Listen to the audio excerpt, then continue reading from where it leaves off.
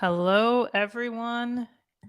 Good evening, good afternoon, good night. This is Tuesday.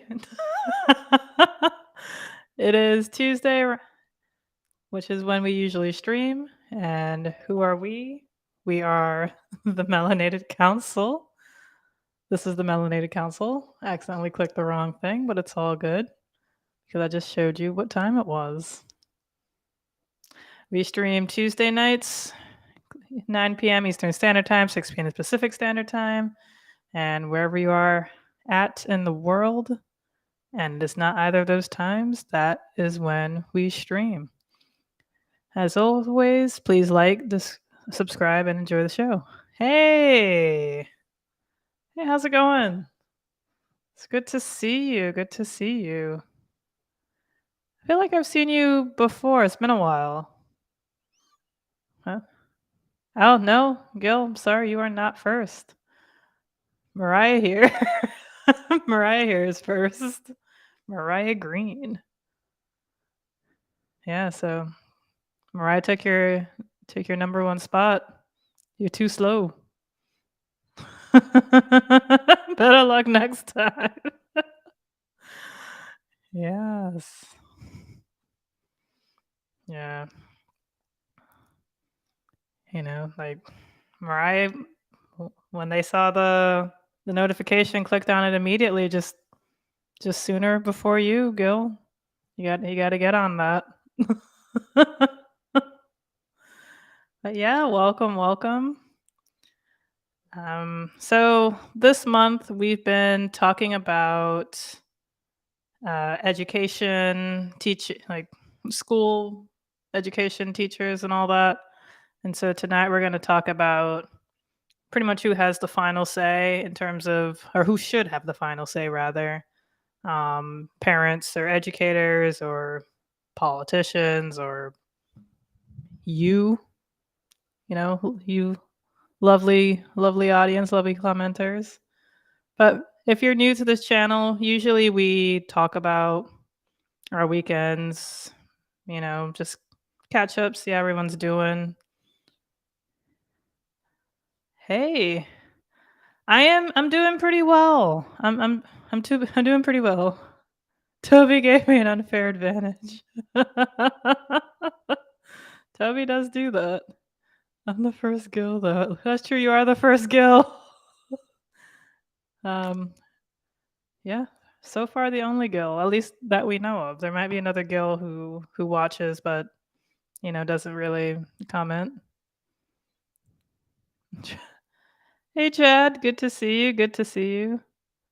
Oh, snap! Former high school teacher here. Perfect. This is awesome. Yeah. No, you're going to hopefully really enjoy this this episode. But yeah, let us know how you guys been over the weekend, past week, past month, past lifetime. What's been new with y'all? As you can probably see if you've been, following the channel for the past couple of weeks, I am not wearing my sling.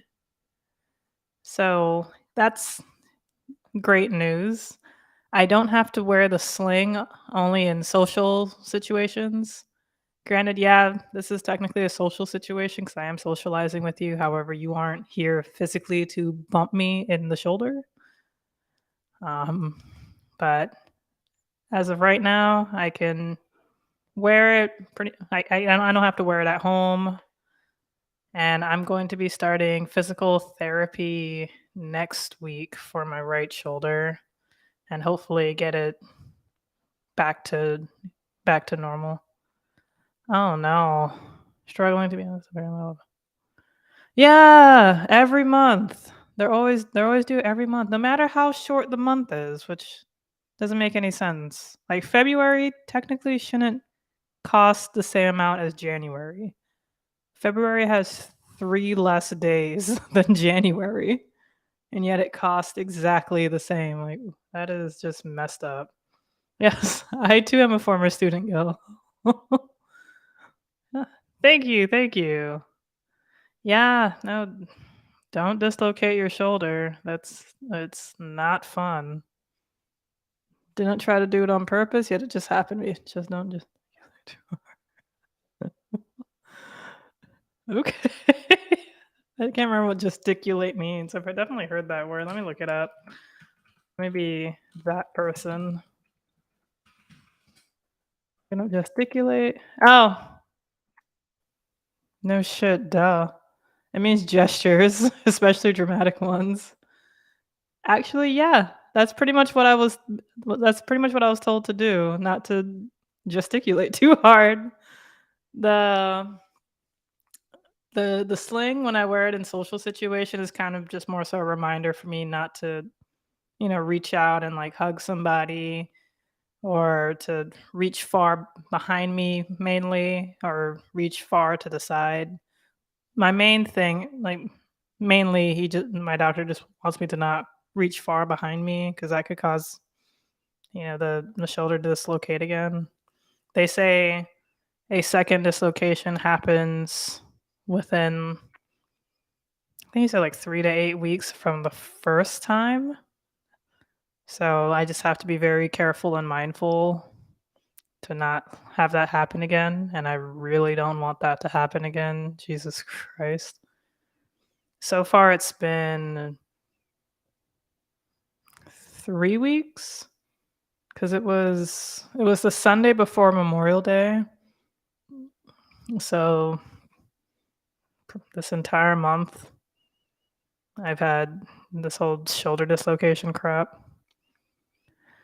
But at least things are getting better. So I'm happy. It's been hard. It's been really annoying. But one cool thing is that for whatever reason, whenever I go into a sweets, like a dessert store, desserts like restaurant shop sort of thing, they tend to give me like a discount. I don't know if that's a thing, but it's been kind of nice. Yeah, no, not anytime soon. But I am happy that my arm is getting better though, because it is rough, especially because I'm right-handed. It's my right shoulder too. Actually, expulsion.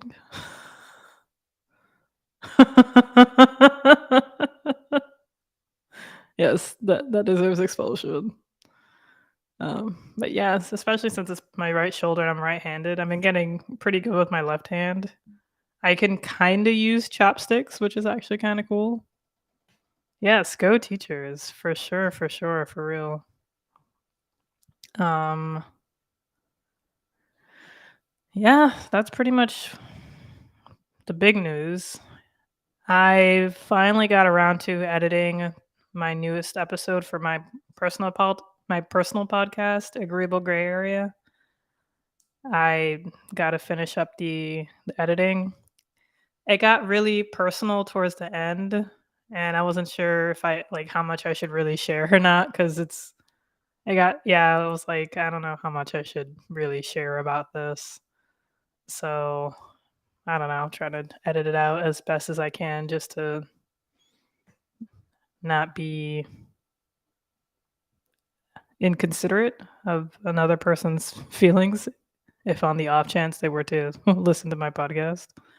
Don't be a teacher's pet. Chad, I'm sure, has the apples on deck. Um, I I don't know if y'all have like if y'all use change. I mean, y'all use like cash or anything. And when you use cash, you get change back, and sometimes you don't really have a need for the change, and it just kind of piles up. So I was doing some cleaning around my room, and I noticed that I had a ton of change in this container that I don't really look in. I don't really use the container at all. And I took the container and I took some other change that I had around. Oh, yeah. You saw my tweet? Yeah. No, it's true. I had $38. I went to a Coinstar after the doctor, and I had $38 just lying around in change, which is insane. And one of your polls had ended, and I thought it said a new episode was. Oh, I'm sorry, Gil. No. That's good to know. Spotify didn't notify me that a poll ended. Am I not subscribed to my own podcast? But yeah, I had $38. And the Coinstar machine, get you can actually pick a gift card, because if you just want straight cash, I think it takes some like a fee. So I wanted all $38 because that's a good chunk of change. And I decided to pick an Amazon gift card, and they gave you like a receipt with like the gift card uh, digits or whatever, the characters. So I put it in, and I got $38.09 in gift card. So I'm feeling pretty rich. I'm feeling pretty Amazon rich. Now I just got to figure out what to buy with it.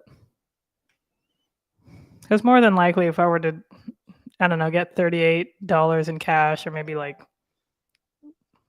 I don't know how much, like $35 in cash, then it would probably been, I probably would have used it on some kind of Amazon related purchase in some form. Probably just. I see your text, Gil. I'm sorry.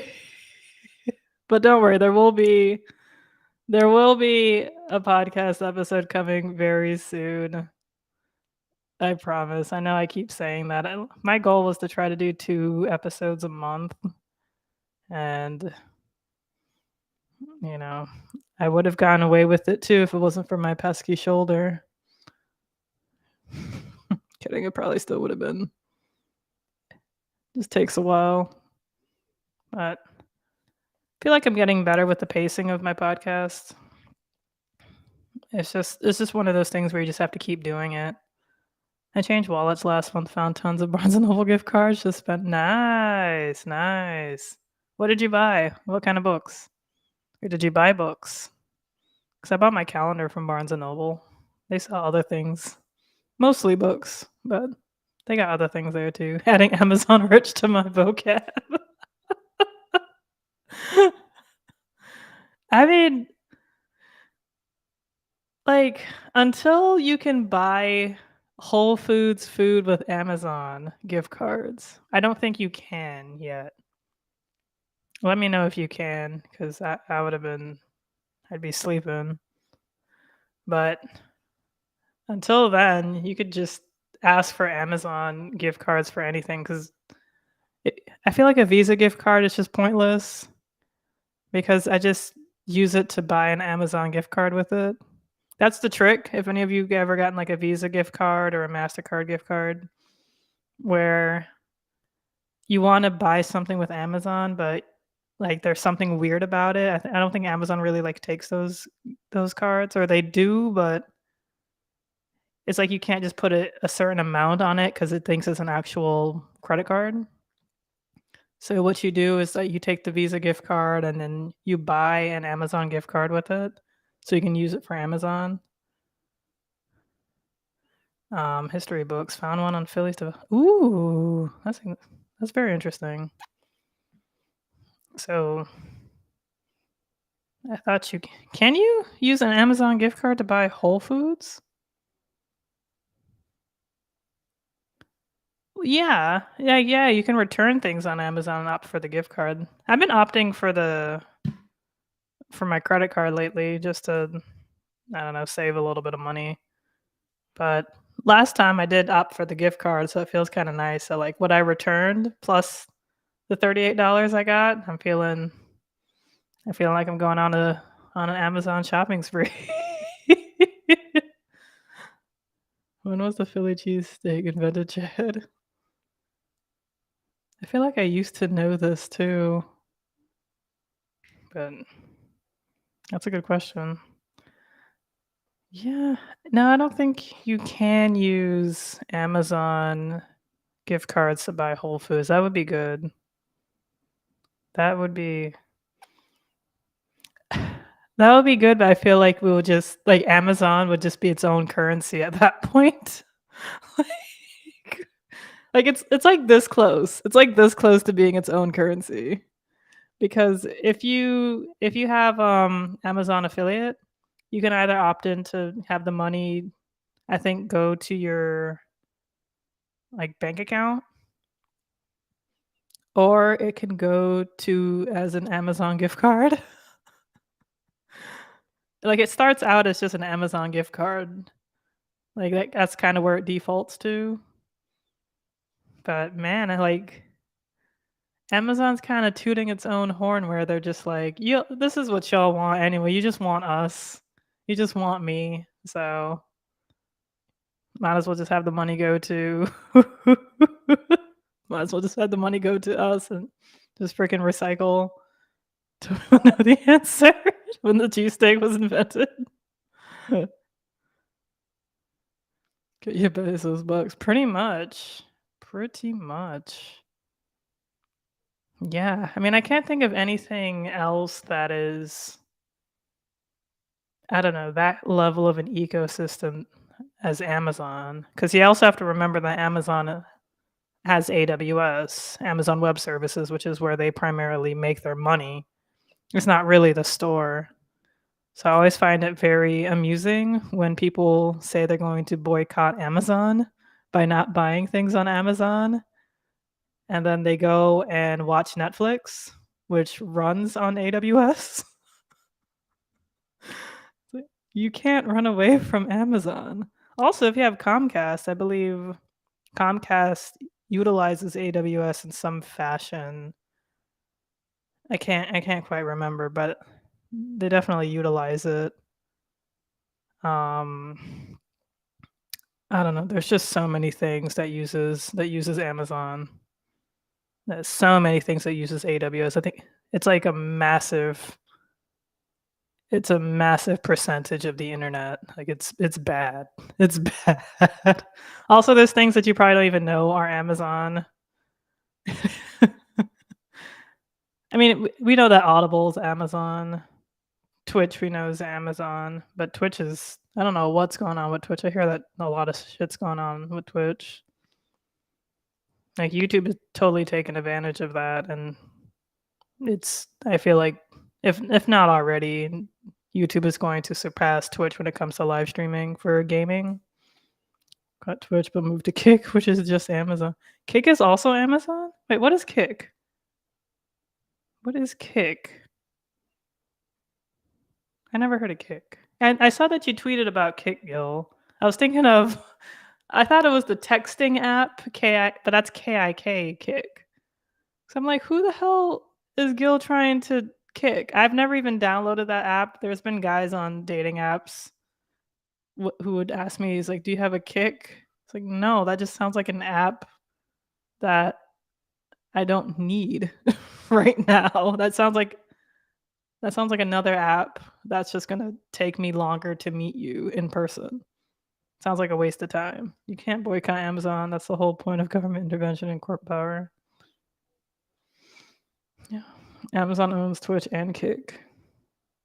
What is Kick? I've never heard of Kick. Is that a streaming service? Kick streaming? Okay. Something's coming up. Kick is the most rewarding gaming and live streaming platform. Is this news? To sign up for our beta. Literally just kick.com. Okay. But that is insane that it's like, "Oh, I'm leaving Twitch to go to Kick," and that's owned by Amazon? Oh my gosh. Yes, exactly. I was confused when you tweeted that. It's like, guess how download Kick. It's like, did Kick evolve into something else? I just never downloaded Kick. But Kick with the C is a streaming platform. Okay.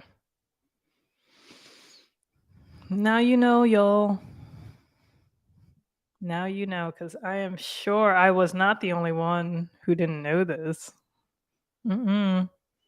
They're giving away $100 million deals. Holy shit. I think we should join Kick. We should start streaming on Kick, y'all. Amazon owns the frying pan and the fire. Yeah. Yeah. Yeah, they do. Yeah, they certainly do. Man. Man, oh man. No, that is it's some weird times. It's some weird times. It is some weird times. But yeah. Um I know that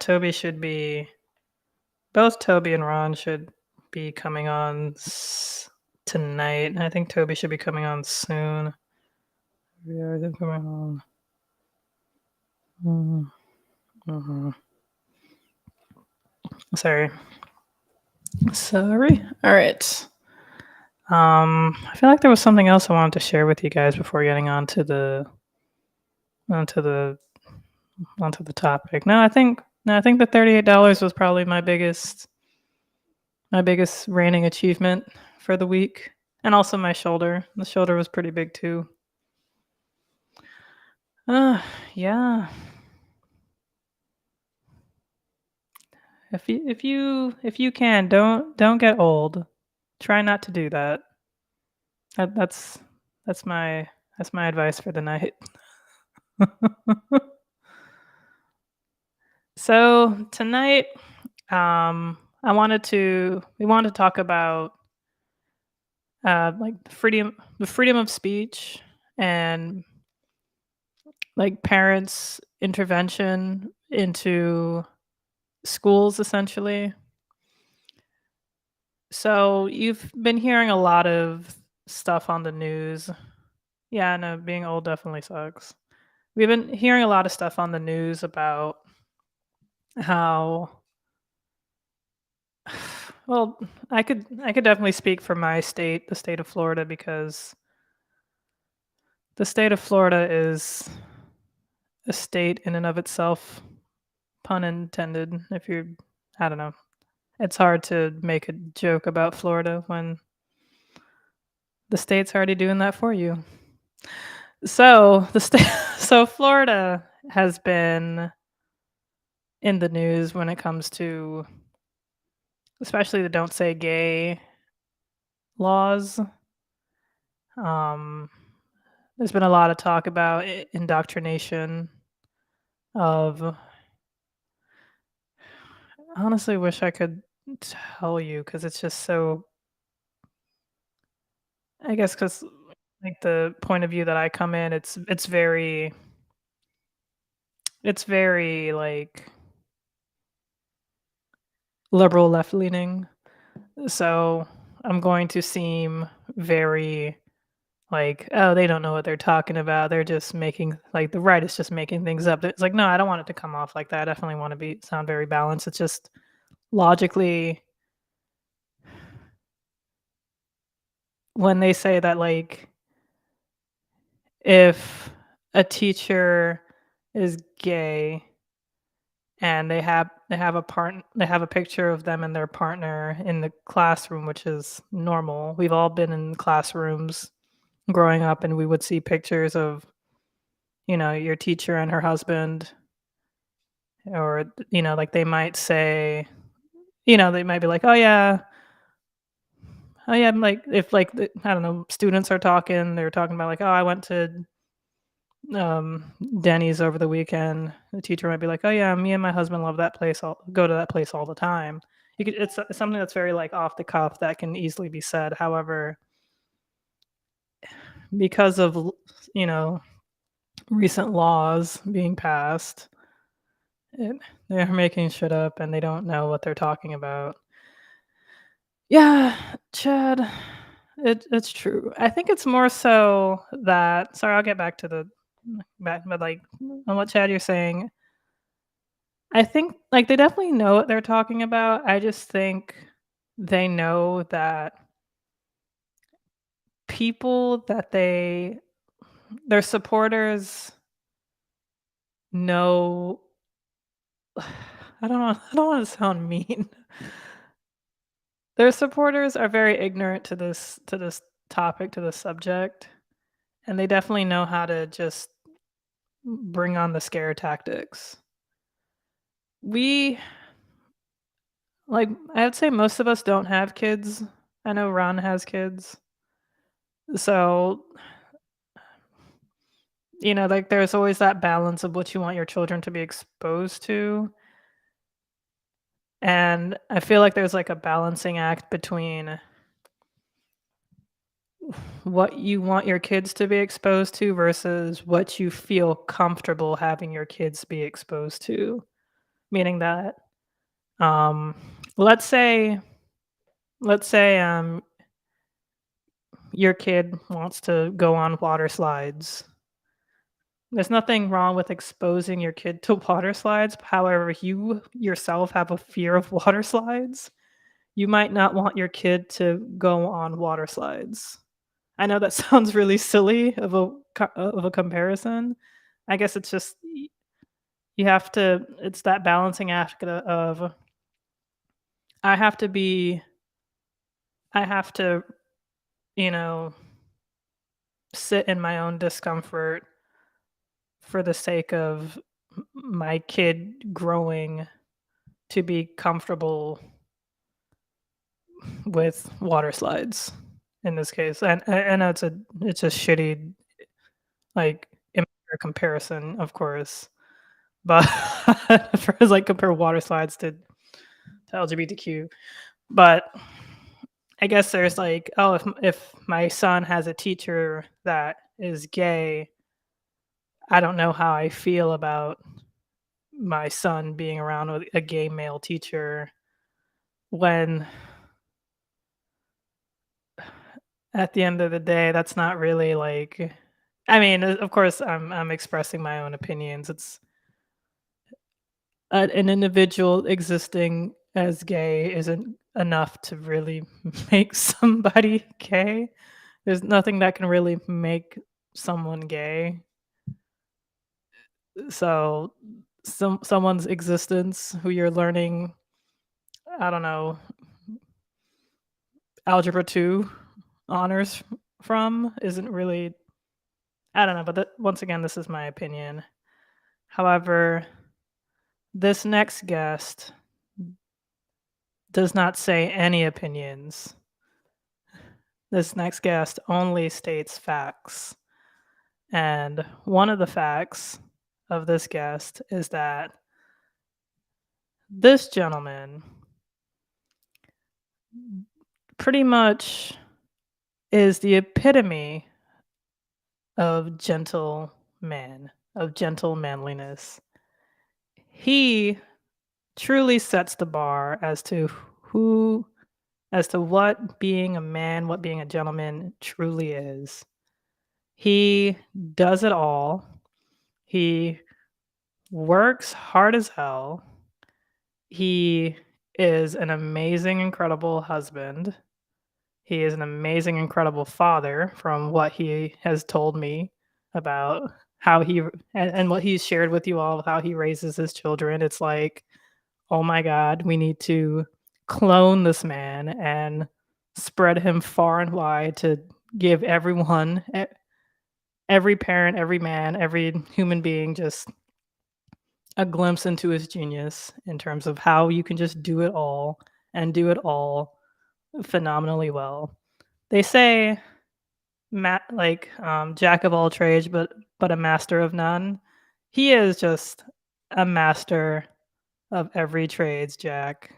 And with that said, I have the honor of bringing on the one, the only Ron. Hey, what's going on? I love it. I love it. Again, well, you guys, you may not be able to see me, but I'm like cheesing from ear to ear. I'm like, yeah, I'm eating this up like ravioli. I'm eating it up like ravioli. Yes. Oh, it is so good to see you guys. I actually got let out of work early, so I am super excited. Woo woo. But Yes. yes. But you know what though? As I was coming in, I know everybody it was like, work is work, but I'm trying to because you said a bunch of stuff that actually happened within my school district, and it's very relatable to what you said. So, Mm. oh, I'm about to save it. I'm about to save it. But yo, what's up, everybody? How's everybody doing? It's your boy Ron. As you can tell, Ron the substitute. Yep, it's me. And yeah, I'm gonna just hold my tongue for like right now, unless you want me to introduce our next host. Oh, yes, please. Okay. Hey Gil. Hey Chad. Ooh, Mariah. Hey, good to see you. Yeah. Yeah. I thought I saw Rocky in here somewhere. I thought I I don't did. I could be wrong. yeah, I don't think Rocky is in yet. Okay. If Rocky pulls up like out of the midnight blue, yeah, yeah. Hey, you know you can't see me. I'm waving. Don't worry. You're good. You're good. But no, to to to make this trifecta complete, to make this triforce complete, we still need that courage. And when I mean courage to like the the higher level type of courage, like the type of courage where you will look at a challenge square in his face and be like, you know what, you ain't nothing. I'm gonna beat you, turn you around, put witch hazel on your bottom, and beat you again because that's who I am. And this type of courage can only come from defeating death, fate, and everything else in between, and still live to tell a tale about it. But not only that, this person, this individual, has enough courage to walk up to you and be like, "Hey, what's your sister's name? Where she live at? Is she single? Can she cook?" If all those match, sold. And even if she's dating somebody, still don't care because I'm the type of person where I have enough courage to be like, you know what? I just want you to come to my house and cook me a nice 4 course meal, and I'm gonna give you back to your boy significant other because why? That's who I am. That's who I be. And so this type of courage can only come from one particular person. Yes, expiration date who? Yes, expiration date what? What expiration date? There is no such thing as an expiration date. That's courage. That's the kind of courage where you can eat whatever you want to eat and your stomach is like, I'm good. This is the type of courage where if you were to put on the scouters from Dragon Ball Z, his power level is way over 9,000, is still increasingly going as we speak. Yes, we're talking about that type of courage. Allow me to bring to the stage the one, the only, the Mr. AKA I'm a steal your girl, give her back to steal her all over again. Toby. Hey. Oh my Not goodness. the daddy in there. Not the daddy. I'm done. I was like, you know what? I really be pulling these names out my backside at this point because I feel like everything is so fluid. I was like, I had to have a reference, of course, to the free speech, Kendrick Lamar, and then I had to, I don't know, I just threw together that because it was Father's Day, and so here we are. How's everyone doing? How's everyone in the chat? Also, I wish I was here earlier to have seen some of the comments because there were I'll rewatch the stream anyway from the beginning, but like because I was driving home, and so I was like, "Dang, I was mentioned." But it's okay. I'll figure out what the context was later. So,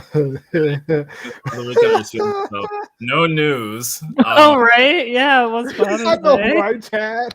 Oh yeah, I guess that could have been like. I guess that could have just been like a, "Hey guys, y'all are the first people who I'm letting know, like all my different groups." But I have a child. No, I'm not hiding the child. Okay, you're not pulling a Drake. Yeah, I was like, Drake added on or whatever. No. So I guess you could say I'm just feeling myself. You know, it's the internet. It's not even just the internet. It's like my other persona, I guess. Or maybe this is really how I am in real life. Who knows? I guess you'll just have to find out.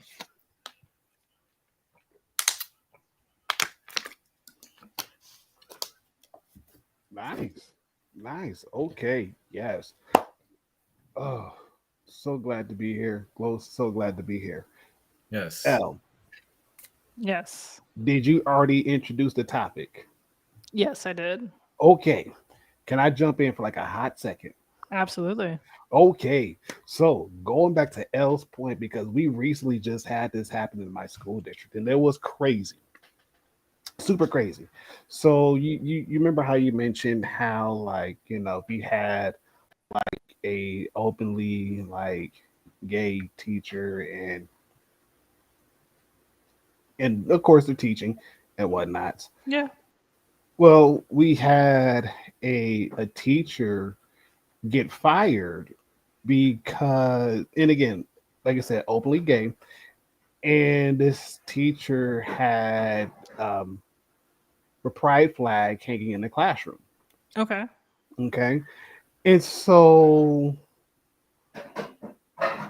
with the school district policy says that we really can't have like any kind of quote unquote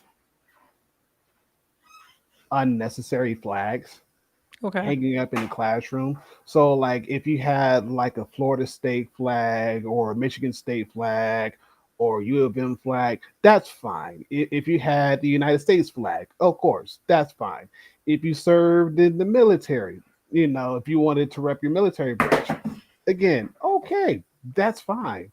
But when it came to posting like pride flags or any other flags that kind of rub people the wrong way, they're like, nah, you can't do it.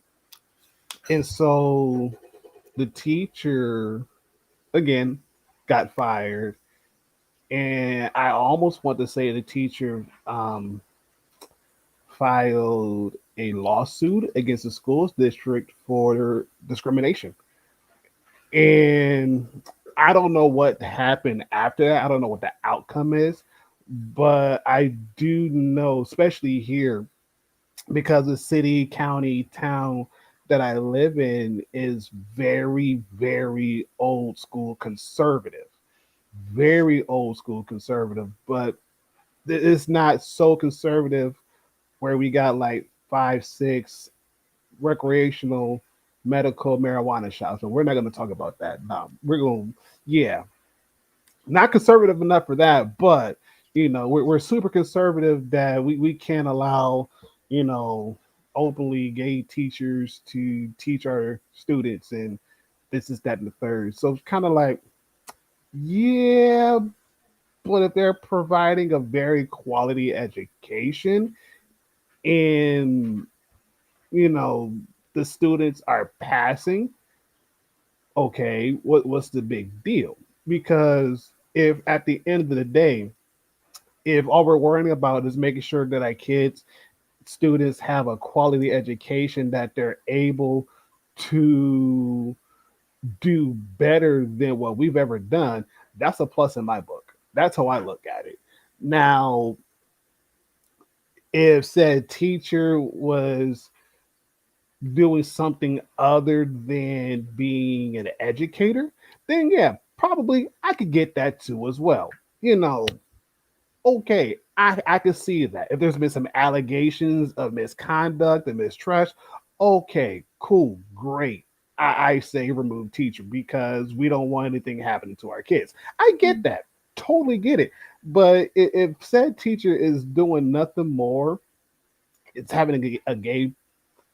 Hey, there he goes. Rocky, what's up, homie? Hey.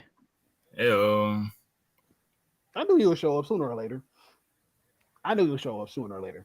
But circling back, if said teacher who is openly gay has a gay flag flying in the classroom, but is actually teaching students how to become better individuals, better human beings, all at the same time, making sure that they're passing their classes with the best grades imaginable. Okay, you know, cool, great. Mhm. Teacher is doing their job. No Right. ifs, Yeah. ands, but no ifs, ands, buts about it. But I think I think it might have been Gil who said that because of the fact that a lot more parents are slowly becoming more involved and not necessarily utilizing social media a lot, that's a huge plus. But at the same time, again, understanding that because of the fact that social media has a huge influence, not just only on our kids, not just on the parents, but also on the teachers as well, it's really kind of hard to get the students' attention long enough for them to actually learn anything for the fact of the matter because they're more so worried about okay what's the next best trend that's going on, what's the next best thing that's happening, or whatever is happening at school, can we catch the next big thing and blast it all over social media and not necessarily worried about learning whatever subject that they're learning in and actually becoming better. So there's a lot that's going on, a whole lot. And I think that the more and more parents do get involved in the lives of their students, i.e., their children, and in the community, I think it'll foster a better learning environment for everybody. Wait, can you say that? Can you repeat that last part? Yeah, yeah. I was basically saying this: the more and more the parents get involved. Yes, I agree, Gil. I do agree with that one. Social media do be lying, and the truth is very much exaggerated. I do get that much too as well. But what I was saying before was as more and more parents get involved and become actively involved in what's going on in their school districts, and especially if the parents want a lot of positivity, a lot of change, so that their kids can be on a bigger playing field than the neighboring states or the other kids around the world, I think it'll be better instead of like relying on social media or word of mouth. Like, no, like get involved. A lot of teachers would prefer that you get involved because your kid be acting the fool during class. So definitely get involved. Definitely get involved. I mean, like I was saying before, as long as more and more parents get involved with the education system, I think it'll harbor a lot of positive, a more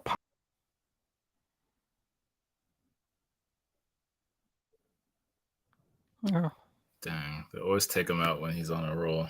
I know. It's like they're you will specifically not keep me targeting contained. him. Hmm. Talks about family engagement. It's really good. Ron, I did want to kind of piggyback off of what you were saying in terms of Mhm. I do agree that parents should definitely get involved. I guess my concern is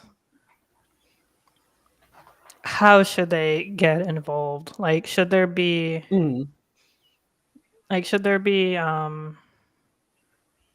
cuz there's the PTA, there's Mhm. like certain groups that have parental involvement in the schools that that their kids attend. Mhm.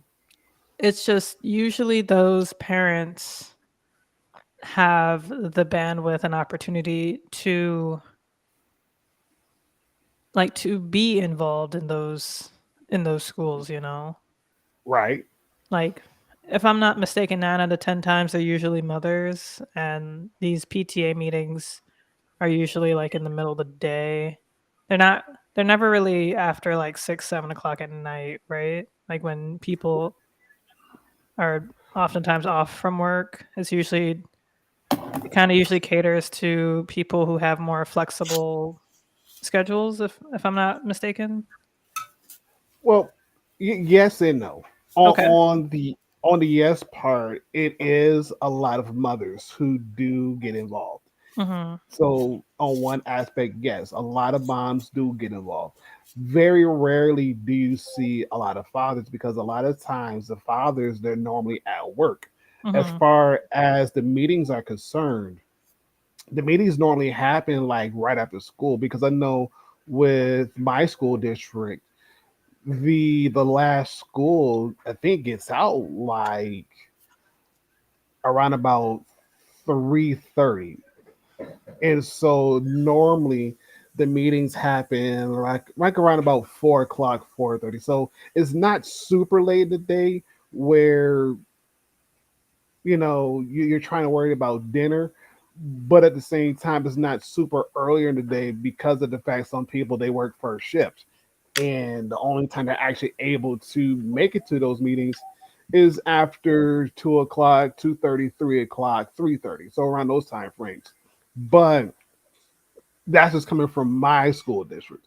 Other school districts, it's very much different, For very sure. different. But even then, the way how my school district are handling a lot of the PTA, PTO meetings is they're allowing each school building, so each elementary school building, we only have one middle school building, we only have one high school building, to cater to as far as, hey, if you want to get involved, this is the time where you could come and help out whichever way, shape, form, or whatever, and just be involved in the lives of your student, and i.e. your child, and just help out whenever you can.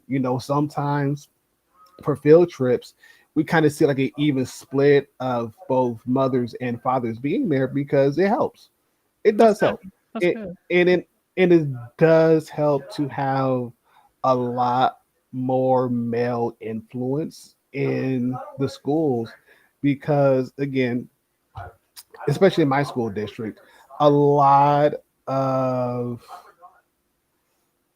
the teachers and or staff, they're pretty much women, to say the least. I Mhm. know at the school building where I work at, 98% of the teachers and or teaching staff, they're women.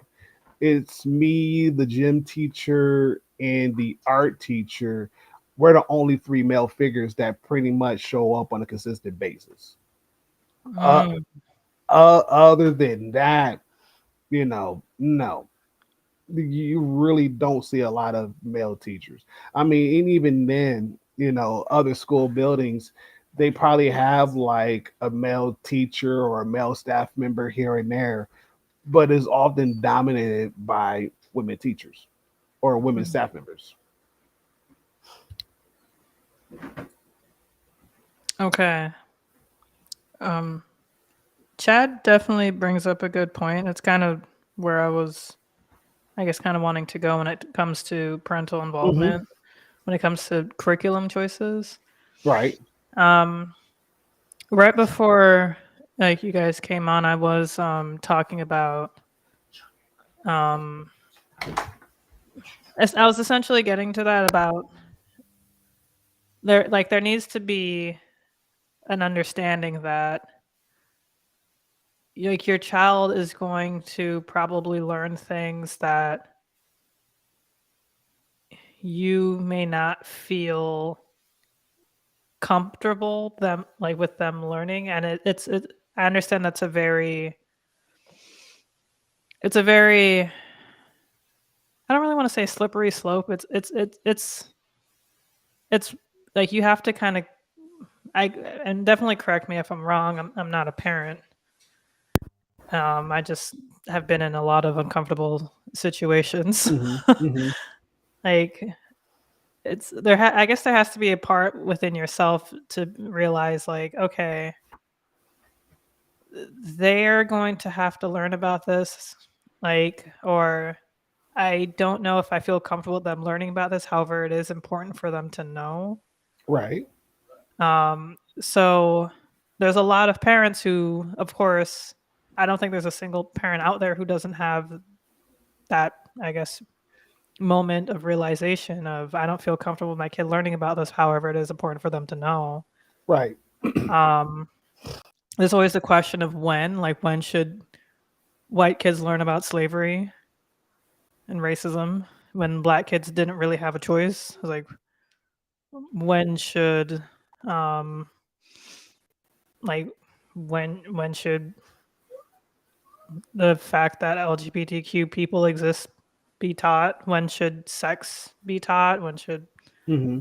the different parts of the body, and the functions, the true Mm-hmm. functions be taught? I guess Yeah. I guess there's going to be, I assume in like these PTA meetings or in these meetings, if it's parents talking about what should be taught in the curriculum or what books should be taught, there's going to be Mm-hmm. parents who are like, yeah, my 7-year-old son should not be learning about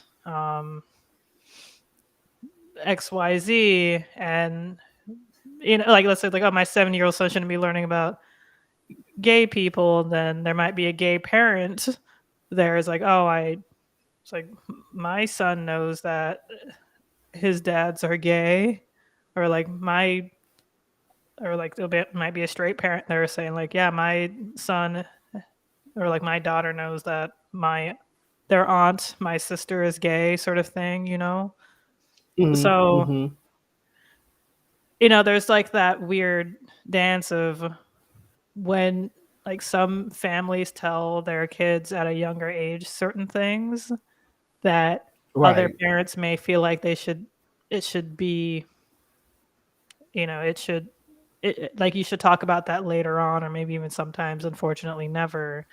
So when I don't know what my question is. I guess it's like, how do those conversations go about? Because it's very annoying being in Mm-hmm. my state Mm-hmm. of Florida and seeing on the news like people who like whose kids don't even go to the school, or they don't even have kids, or they're just up in arms about trans people existing, and or like gay people existing, or black people Yeah. existing, that they need Yeah. to like say like, oh, I can't believe this Maya Angelou book in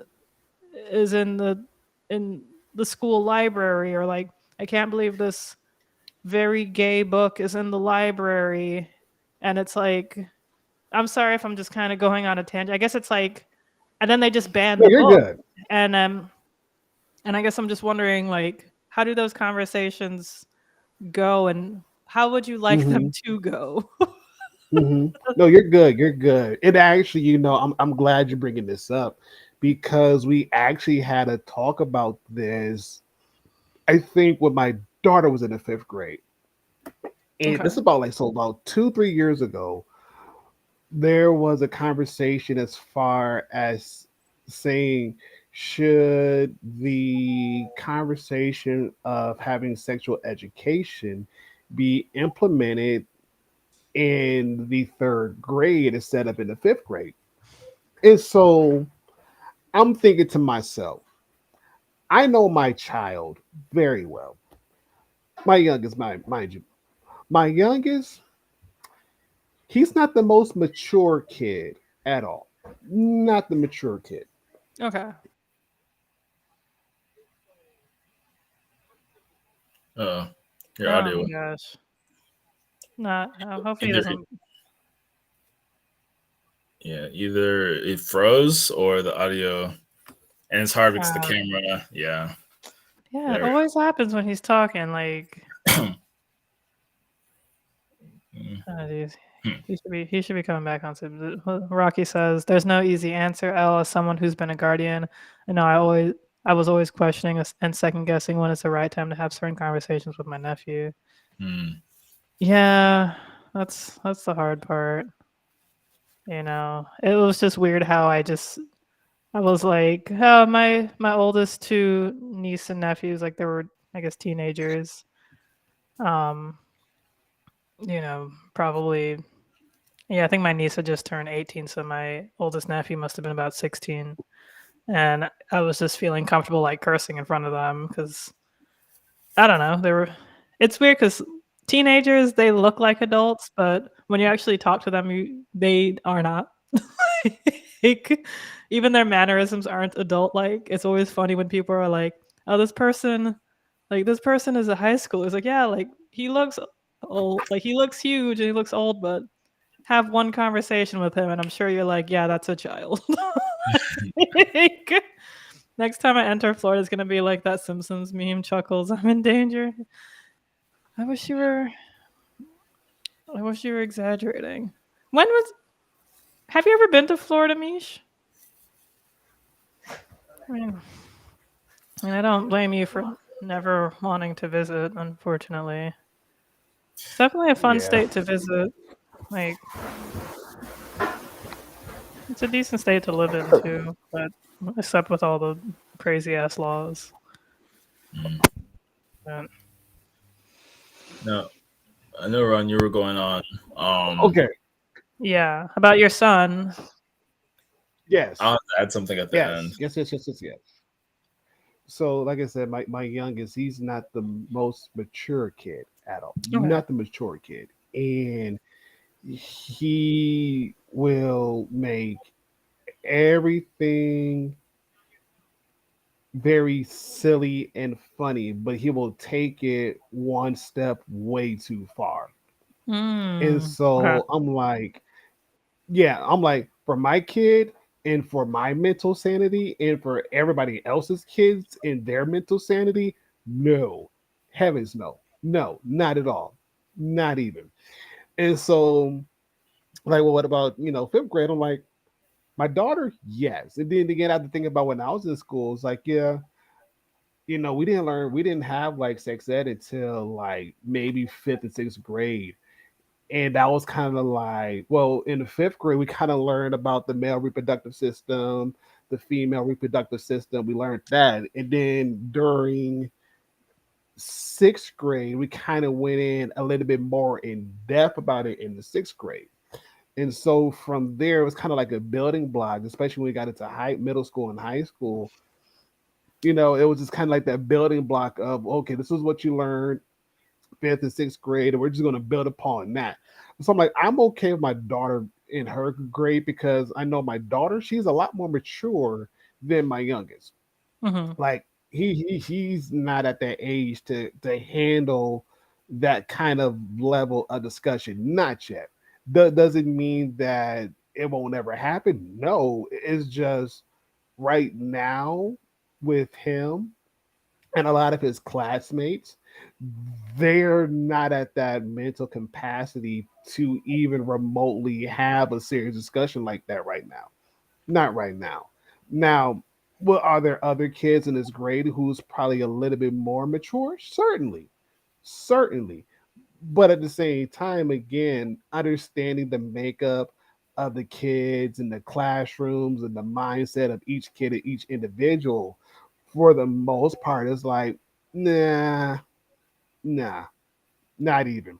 But even then, Hmm. the gym teacher who is a male, he goes around to all of these schools when it's time to have the sex ed talk. He's pretty much the only teacher within our school district who is capable and able to go to all the schools and have that conversation in a way where it's both very educational, insightful, and helpful. And it also, and even then, he also doesn't weird everybody out.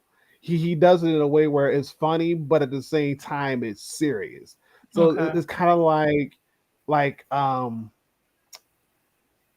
if you have that one aunt or that one uncle will take a very serious topic, make it funny, so it's not as serious, but it's still serious. He's that kind of Hmm. guy, you know. Okay. And so it's like he knows he has to teach it. He also knows that he's been doing it for years. He's been doing it for years. And so of course he has a lot of respect in the community. And again, he's well known, so it's like it's not like some person that nobody knows. Like, no, he's well known, and even then, a lot of the kids that he's had the sex ed talk with, he's also talked to like their older siblings, and so their parents already know who he is. So it's like it's not some weird random guy. Like, no, we know him. We know that he's good. We know he's credible. So it kind of solidifies the whole conversation. But again, when they're trying to lower the age grade, I'm like, nah. And even they're like, well, what about the fourth graders? I'm like, fourth graders, that's an iffy. The fourth graders is still very iffy, still very questionable. I prefer fifth grade more. I would be more heavily saying yes to sixth grade because you're in middle school now. You're kind of in that weird mix where you're not at elementary school anymore, but you're also in a different environment where it's going to kind of cause you to grow up a little bit. So fifth grade, yeah. Sixth grade would be ideal, but I'll take fifth grade. Fifth grade for sure. Fifth grade for sure. But again, this is just within my school district, and they've been doing it for years, and they haven't changed it since then. And again, it's a general consensus across the board. For everybody, it's like fifth grade as far as having the sex ed talk, they're like, okay, we'll take it. And it's been like I said, it's been helpful. It's been helpful. Okay. No, that's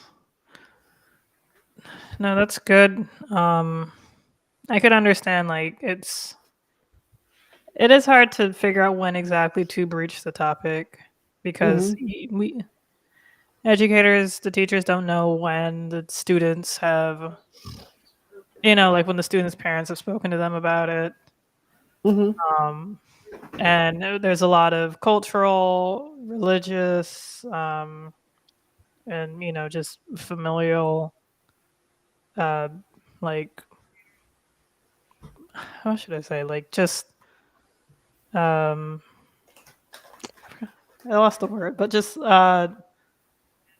I guess, individual aspects to it that you don't really know how to breach it. Right. I learned about sex ed first. It was fifth grade. I remember. It was kind of funny because we had to bring home like a slip to our parents about, hey, is this okay to teach? I think like you're automatically opted in, but the only way to like opt out is if your parents like sign the thing. So I was like for certain thinking that my mom was gonna like opt me out of it or something. And so I gave her that. I was like, yeah, they're gonna be talking about sex and blah blah blah. And she was like, oh great, yeah, you need to learn that. And I was like, okay. That's crazy. Yeah, I was like, okay, I'm learning about this. I don't know. It's like thinking back, I don't really know why I assumed my mom would have been totally against it. I don't really have a reason. I guess maybe I was just projecting my own fears or just assuming that my mom wouldn't. I don't know. I really can't tell you now that I think about it. If I could only talk to, fifth grade self as to why I thought that, kind of wasn't really a reason. But yeah, she was all for it. So I was like, okay, I guess I'm learning. Yeah. Maybe she just thought like, oh, they'll teach her. I don't have to teach her, kind of thing. Yeah. So. No, I get it. I get it. I get it. And it's funny you said that too, because as you're talking, I'm like traveling back down memory lane to about fifth grade, sixth grade. I know we probably had this talk before, but I remember fifth grade because the way how the classroom was set up, it was like we had a fifth grade class, we had a fourth grade class in the same room. And so we're like, okay.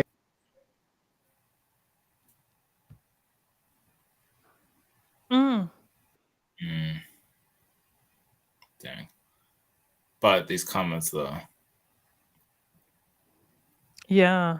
Now, what Gil said earlier, yeah, exactly. We're all connected but disconnected. Gil was saying, like, you would think that since we have the internet, everyone would be on the same accord, but no, would be on one accord. It's weird. Like, it's very weird seeing people that like we went to high school with, college with, then they have kids, and then they and then the kids are, I don't know, 4 or 5, 6 years old or so, and you start seeing what they're posting on Facebook about XYZ things, and they're like, oh, like, I can't believe they're teaching this in school. I can't believe it's like, this is crazy. This is insane.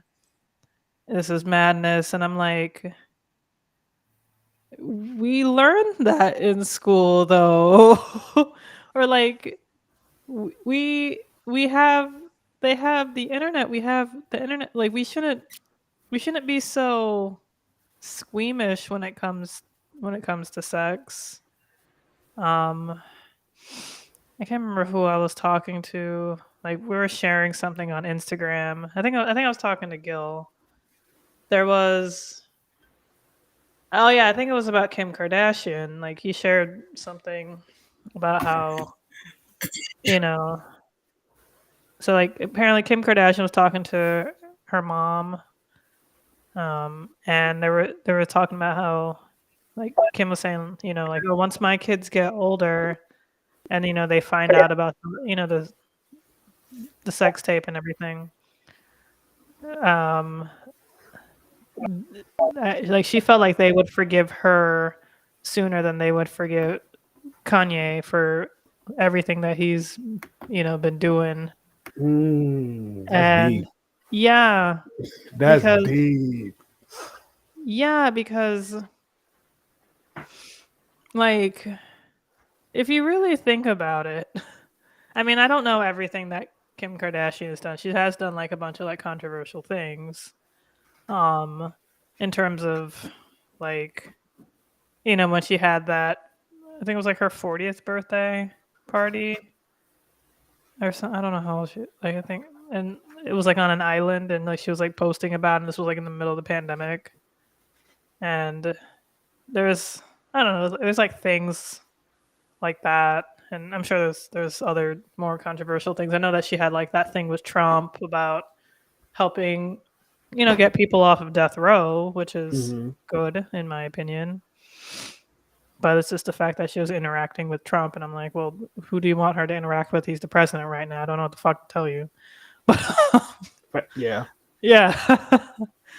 um, but Kanye just like, I don't know, being a Nazi sympathizer and I don't know, having bipolar disorder, and it doesn't seem like he's really doing the treatment for it. Maybe I'm wrong. I don't know. I'm probably wrong. But like he has like said and done like how he was acting with the guy that Kim K dated after him. What's his Pete Davidson? Mm-hmm. And yeah, like I don't know. There was a lot of like just crap. And but we still live in a society where sex is seen as such like this big huge deal. Like that's the whole like incel thing, Mm-hmm. That's the whole like why like men hate women sort of like kind of crap that's been going on with like podcasts where they just kind of like I could go on and on about this, but essentially it's like we still see sex on like such a big deal, and we put it on such a massive pedestal when it's really not. So Right. like there's societies. I remember learning about how I can't remember. I think this is like in Italy or somewhere in Europe where sex is pretty normalized that parents are okay with like their teenage kids having sex in the house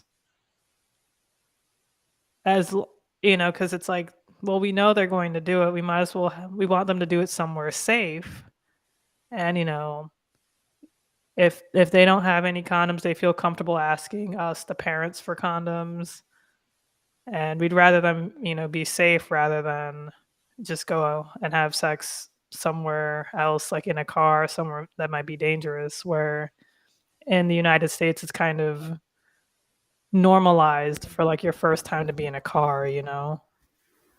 If you ever seen literally any teenage movie ever from the 90s to early 2000s. Yeah. But in reality, is that the case? Nah. No.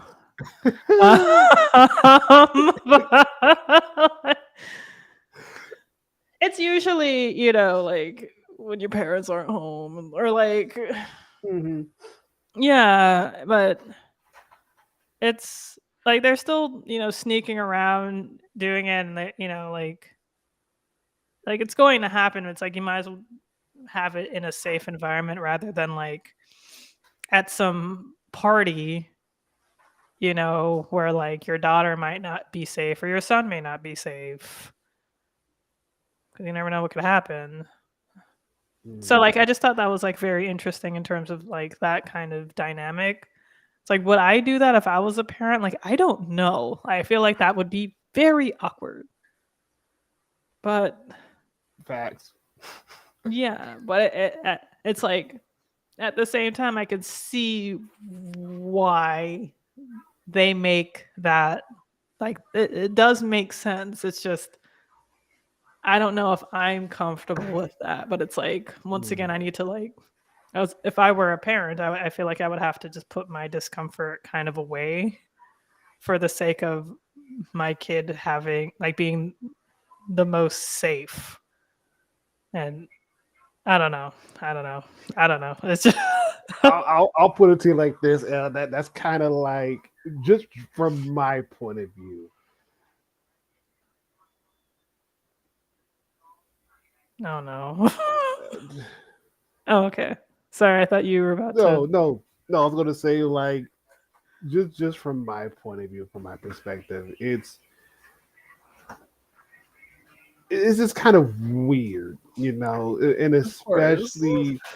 especially it's like, okay, I don't know how I would feel knowing that my kids are having sex like upstairs from me. It just kind of feels very weird. It's just weird. And even then, like with me growing up, like it would not have happened because no, they gotta do better than that. No. But and again, it wouldn't happen. I was growing up because my dad and my stepmom's bedroom was upstairs. And so with me and my brother, we had one room, and then my stepsister, she had another room.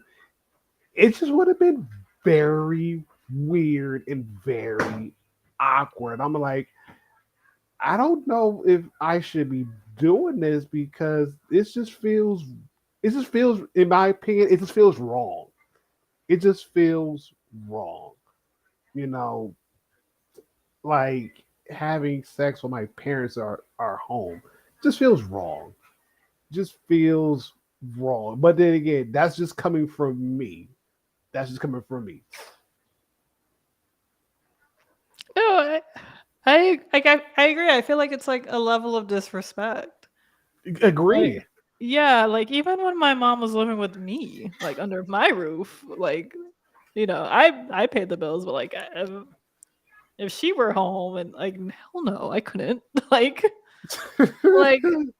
we'd be like on opposite, like the rooms our opposite sides of the home. You know, it's like it's a split floor plan, but like I no, like I would, Yeah, yeah, it was always like, okay, she's not home. 'Cause that's just weird. That's just weird, man. it is. It is. But it's kind of, you know, like it's also just more so of a cultural thing for us. Like we see that as rude and like and also, you know, we see sex as like a shameful act. Mhm. Um so, you know, it's like we're doing something bad. We can't have anybody know that we're doing something bad. But it's like it's also an act that people shouldn't really see you doing anyway, True. unless you're into that. But Unless you got friends like mine who will do anything to catch you in the very act, just so they could, yeah, just, just so they can say, yeah, we caught you. Like It's wild. that is wild. I can speak from experience. It is wild. It is wild, and I ran downstairs and punched every last one of them. They're like, "Oh no, go ahead, do your thing." Like you just ruined the whole vibe. Like, no, no. But again, later time for later topic. But Okay, yeah. yeah, I know that there was something with a good friend of mine where she was living with I guess her boyfriend, and her boyfriend, you know, he didn't really want to get married because he was living in a house with his parents. So I didn't actually realize this dynamic until she was breaking it down a bit more. So her boyfriend um was living with his parents. She was living with him. Like, you know, she was in college, and at some point, she just moved out of her parents' house because she was always hanging out there anyway. And it was just, you know, now the guy was Black American. The boyfriend, my friend, is Haitian American, but like her family's kind of very split, so there's a lot going on. Like, she's Haitian, Mhm. parents weren't together, so her dad that she really grew up with was Haitian, and then the stepmom was white. But like her actual mom, her biological mom was Haitian, and I mean, she grew up with her for a bit, but not for very long. So it's just like there's a lot of different dynamics, and of course, it's pretty common that you're not gonna like, you know, things like. I mean, I feel like even Black American households, like that's not normal either for what the guy was doing. That he was living with his parents, and the parents were unmarried, and so I guess she was living because she was like, yeah, like when she mentioned that she was living with him, he didn't have his own place. I didn't know that, so I was like, oh, so you guys are like. I mean, I don't think I really brought it up explicitly, but I was like, wait, that means y'all are like doing the doing the dirty there. Like, I don't know if that's something that I could do. Like, if even if you had like a super progressive, super open household, and I was staying at a girl's place and she happened to be with her parents. Actually, oh yikes! I shouldn't say that because let me not even indict myself. You said way too much now, Toby. It's recorded. It's on YouTube forever until they take us down. Forever. I just know that sometime there was this girl who, like, I don't even know how she pulled this off because she's African, Cameroonian, and I don't know. She's an interesting one, and like, I mean, I feel like her parents are pretty traditional, but it was a very big house. Like, you know, I was there for an event. I got there pretty late because it was, I guess, the brother had just gotten married, and there was like just like a little reception, and also people are also just having fun, partying, like drinking, whatever.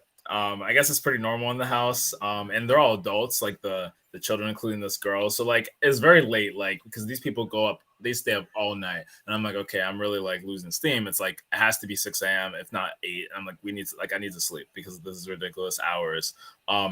So you know, whatever. And she invited me to go back to her place, but I was really thinking, well, this is like your parents' place, so what's going on right now? But like, I mean, but we did.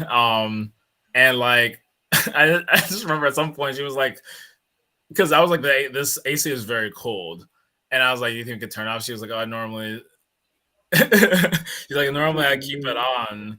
And of course I was like, yeah, I respect that, but we turned it on, and you know, things started to escalate. Let's just say, and so she was like, are you sure that we? Because she also said basically I also keep it on because you know It's she loud. didn't really say too much, but it obscures sounds, let's just say. So I was like, yeah, okay, you can turn it back on. But I was just like, how is this even happening? Like, what? And I mean, she's probably even slightly older than me. So I mean, at the time I was, because this was like 2 years ago. So at the time I would have been like 25, or 20, yeah, probably 25, maybe 26. And so I'm just like, okay, she's probably pushing 30, but at the same time, I don't know. I don't think like, because my sisters live at my parents' house. Granted, that's a much smaller house. Like the house that I had gone to for like that reception thing. I mean, it was a big house. It had like multiple entrances on different levels. So like you can kind of get into different floors in different ways. So I guess there is a bit of autonomy where you kind of really could be secluded and kind of low key sneak someone in and out, versus like my parents' house where like there's one front and back door. You have to go up the stairs. Like it's not like you can like get onto some balcony ledge on another floor. So I'm just thinking like this is not something that my sisters could pull off. This is not something I could pull off if I lived with my parents. Allegedly. Yes, Rocky. Yes. Yes. And I'm just like, Yes. so I forgot that was a thing that did happen. But normally that idea, especially if you're in a Black, Caribbean, African household and you're just like casually having sex in your parents' house, I don't see it. Like I don't see how that could happen. For me, I mean, I don't know how I would be with my kids because I feel like I'm pretty chill, but at the same time, you have to have like some kind of semblance of boundaries. And that whole like idea of like, yeah, your kids could be out there having sex or doing whatever. Do I want to be so controlling, or like, I don't want to say controlling, but like, hey, I'd rather have them do it here just so I know. But then I'm like, this is weird. Actually, that reminds me when I went to this was during COVID. I was at this house. There was like a beach party. I mean, I was really like, where am I gonna? How am I gonna get out of here? Because this is this is a little interesting. But no, when I was at this like beach party, or like it was like a silent party, whatever. And it wasn't even an after party really, because this was not even really close. Like we were in Hampton Beach, New Hampshire, and then we went to this place in Massachusetts, probably at least 30, if not 40 plus minutes. But the house was like these. I think these were Panamanians, but they were like some of them, like a lot of them sounded like they could have been Black American born here. But I could tell that they either were African or Caribbean. And then turns out they're from Panama. I was like, whoa, okay, that's new. Because again, like these are not like what I would consider Afro-Latino, where I think of like, I mean, obviously they are, but Yeah. when I think of it, I kind of think of people who like very much still look Spanish, like Dominicans or whoever. But no, these people straight up were like Black, like they were Black, like dark skinned. And it was actually like really beautiful just to be there and see. But I was also, this is like July 2020, and this house is hot and sweltering. I was like, if everyone in here doesn't have COVID by the end of the night, then I'm gonna be surprised. Though, disclosure, I did not get COVID at that time, so thankfully. Allegedly.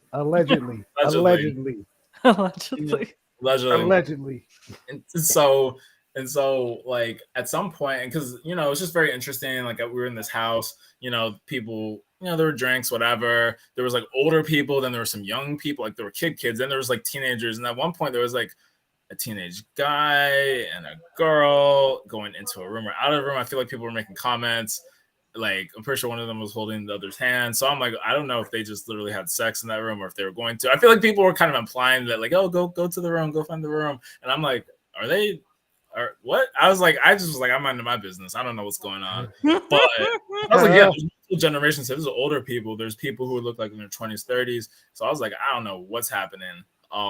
But some cultures really are just like, we don't give enough. Like, we don't care.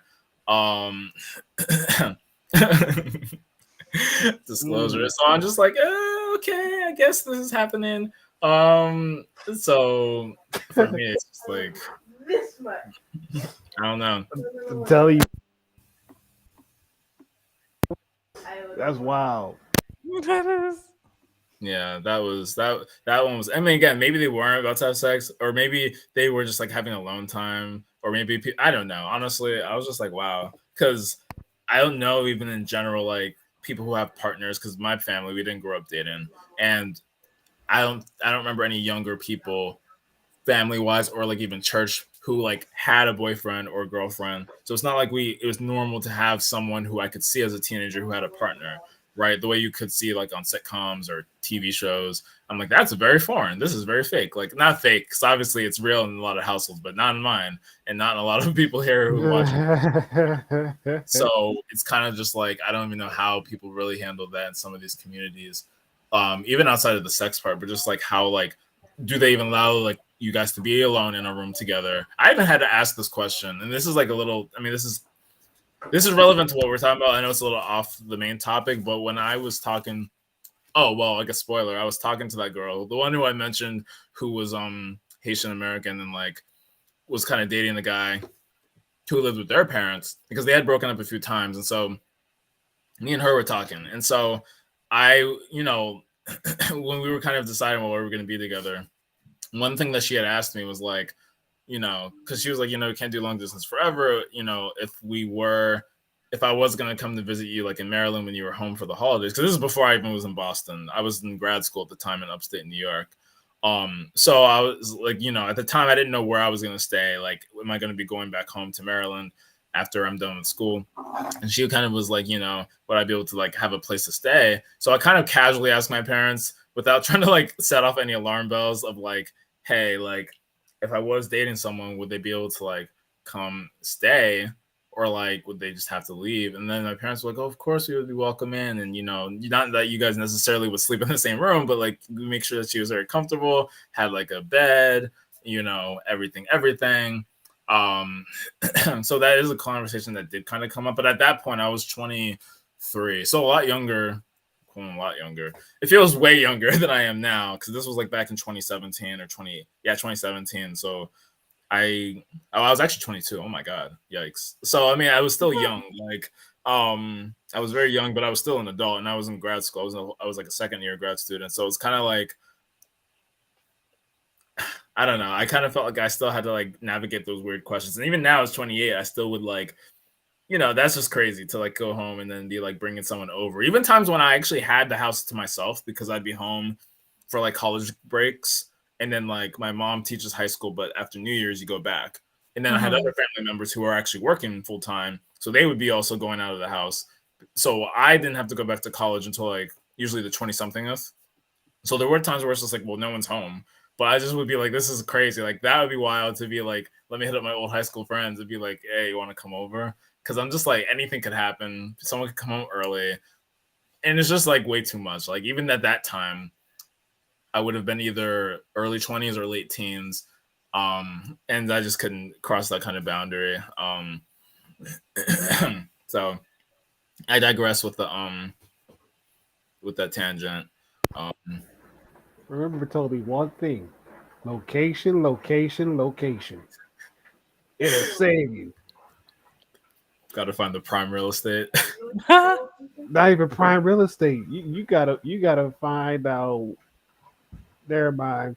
Hold on. Allegedly told me what you have to find out is when times when it is safe to have those kind of relationships. Allegedly, it makes sure that there's always an escape route, just in case if you got to dip out early, so you don't get caught. Allegedly.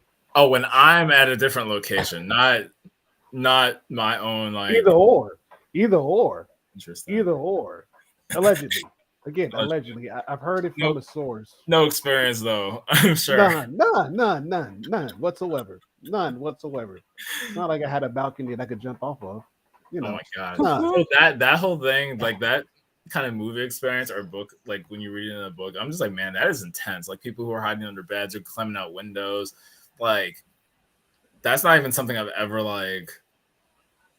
Oh my goodness, I can't even like that's because I've never really been snuck in like in a like besides that one experience. But again, she was an adult living in her parents' house, and that was a bit different. But I've never kind of been to like a more like general like, yeah, my parents aren't home, I'm gonna kind of come here. If anything, it's more so like maybe they thought the roommate wasn't home. Not like a roommate and call, oh my gosh, that's a different level of awkward when you share a room. But even like people who were like are working adults living by themselves, not by themselves, so they have their own room, but because it can just be weird. I think with guys it's not as big of a deal, but for girls they really want to make sure that their roommates are comfortable with a random man in their house, which is very understandable. So it might be like, my roommate's here, we probably shouldn't be doing anything.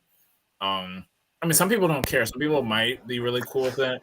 Actually, yeah, well, anyway, I don't need to get into that story because that was not involving parents, but it was involving someone sleeping on the couch, and me and this girl were on the couch, and I was just like, this is not something that I think is okay because your roommate is right there asleep on the couch. And she was like, no, it's okay. And I was like, Wait, right. like the person that you're dating or seeing like have their own room?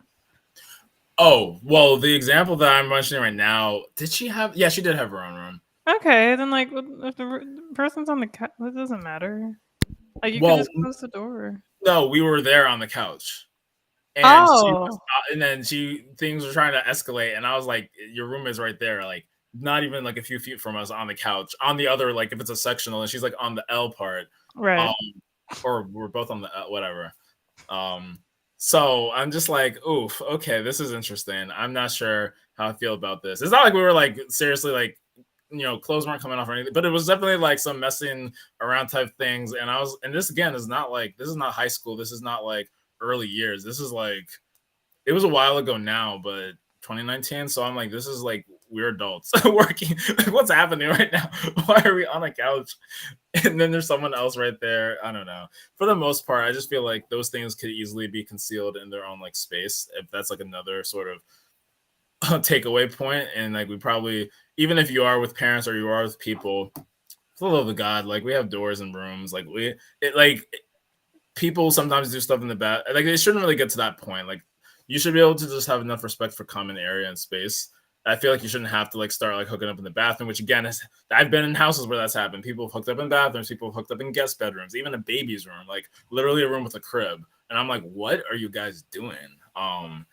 But to each their own, I guess. Well, No, that's wild. That's just no, that crosses the line. yeah. Like was the like baby whole- in the crib? Oh no, okay, no, I probably should clarify. No, the baby didn't even. That crib was just kind of there, or like a baby bed. It wasn't really a crib. It was like because it was an actual bed you could lie in, so it was more of like a bit of a baby's bed. But no, like I think That's still massively messed up though. Yeah. It's like it's still gonna smell like kid doesn't live in the house. Like then someone else had custody of them. That's kind of like a holdover from like a while ago. So that room definitely has not been occupied by a baby, probably since before I was ever in the house. But still, it's don't like matter. it's still kind of weird because it's like, are you using that bed to do the do, or are you like because there's nothing else in that room? Maybe there's a beanbag, but it's just getting strange. right. That's weird.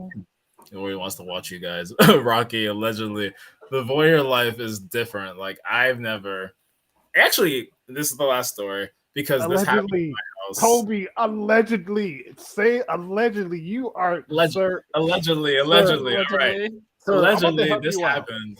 Well, Sir. I actually do have to say allegedly because I wasn't there when this happened. Okay. Back when I used to have my friends and pool parties and people coming over, people who I trusted in my house, there was a point where I guess a guy and a girl were hooking up, and there was other people in the room because this was my office, so it was like my second bedroom, not literally my office. Jesus have mercy. No, this was like my second bedroom in my apartment, where I had like a spare bed. And so that I guess that spare bed, which I already knew had some action, so I wasn't sleeping in that bed at some time because I already had my new bed. This was July of 2021, and so this was like maybe August, and like I had heard after the fact that the guy and the girl were hooking up, who I didn't even know were involved with each other, and I guess like the reason, I mean, the fact that they were having sex while there was like other people asleep on the floor because it was a carpeted apartment, so the floor was actually pretty comfortable. I didn't sleep on the floor, but my friends who have slept on the floor told me it was comfortable. But they were like having sex, and then there's people on the floor in the room, and they can hear what's going on. But that might not be the weirdest part. Apparently, there was just like some disrespectful kind of like, I don't even know, like, don't look at me. I don't want to see your face while I'm hitting it type stuff, which is just like terrible to say. Wow. Apparently, it was just like I'm hearing this secondhand, not from either of those two people who were actually hooking up, but from one of the people who was in the room. And I also had other confirmation from other people who knew that happened. And I was like, they really were just like having sex. And it was like mad disrespectful the way the guy was talking to the girl. And the girl was kind of entertaining it.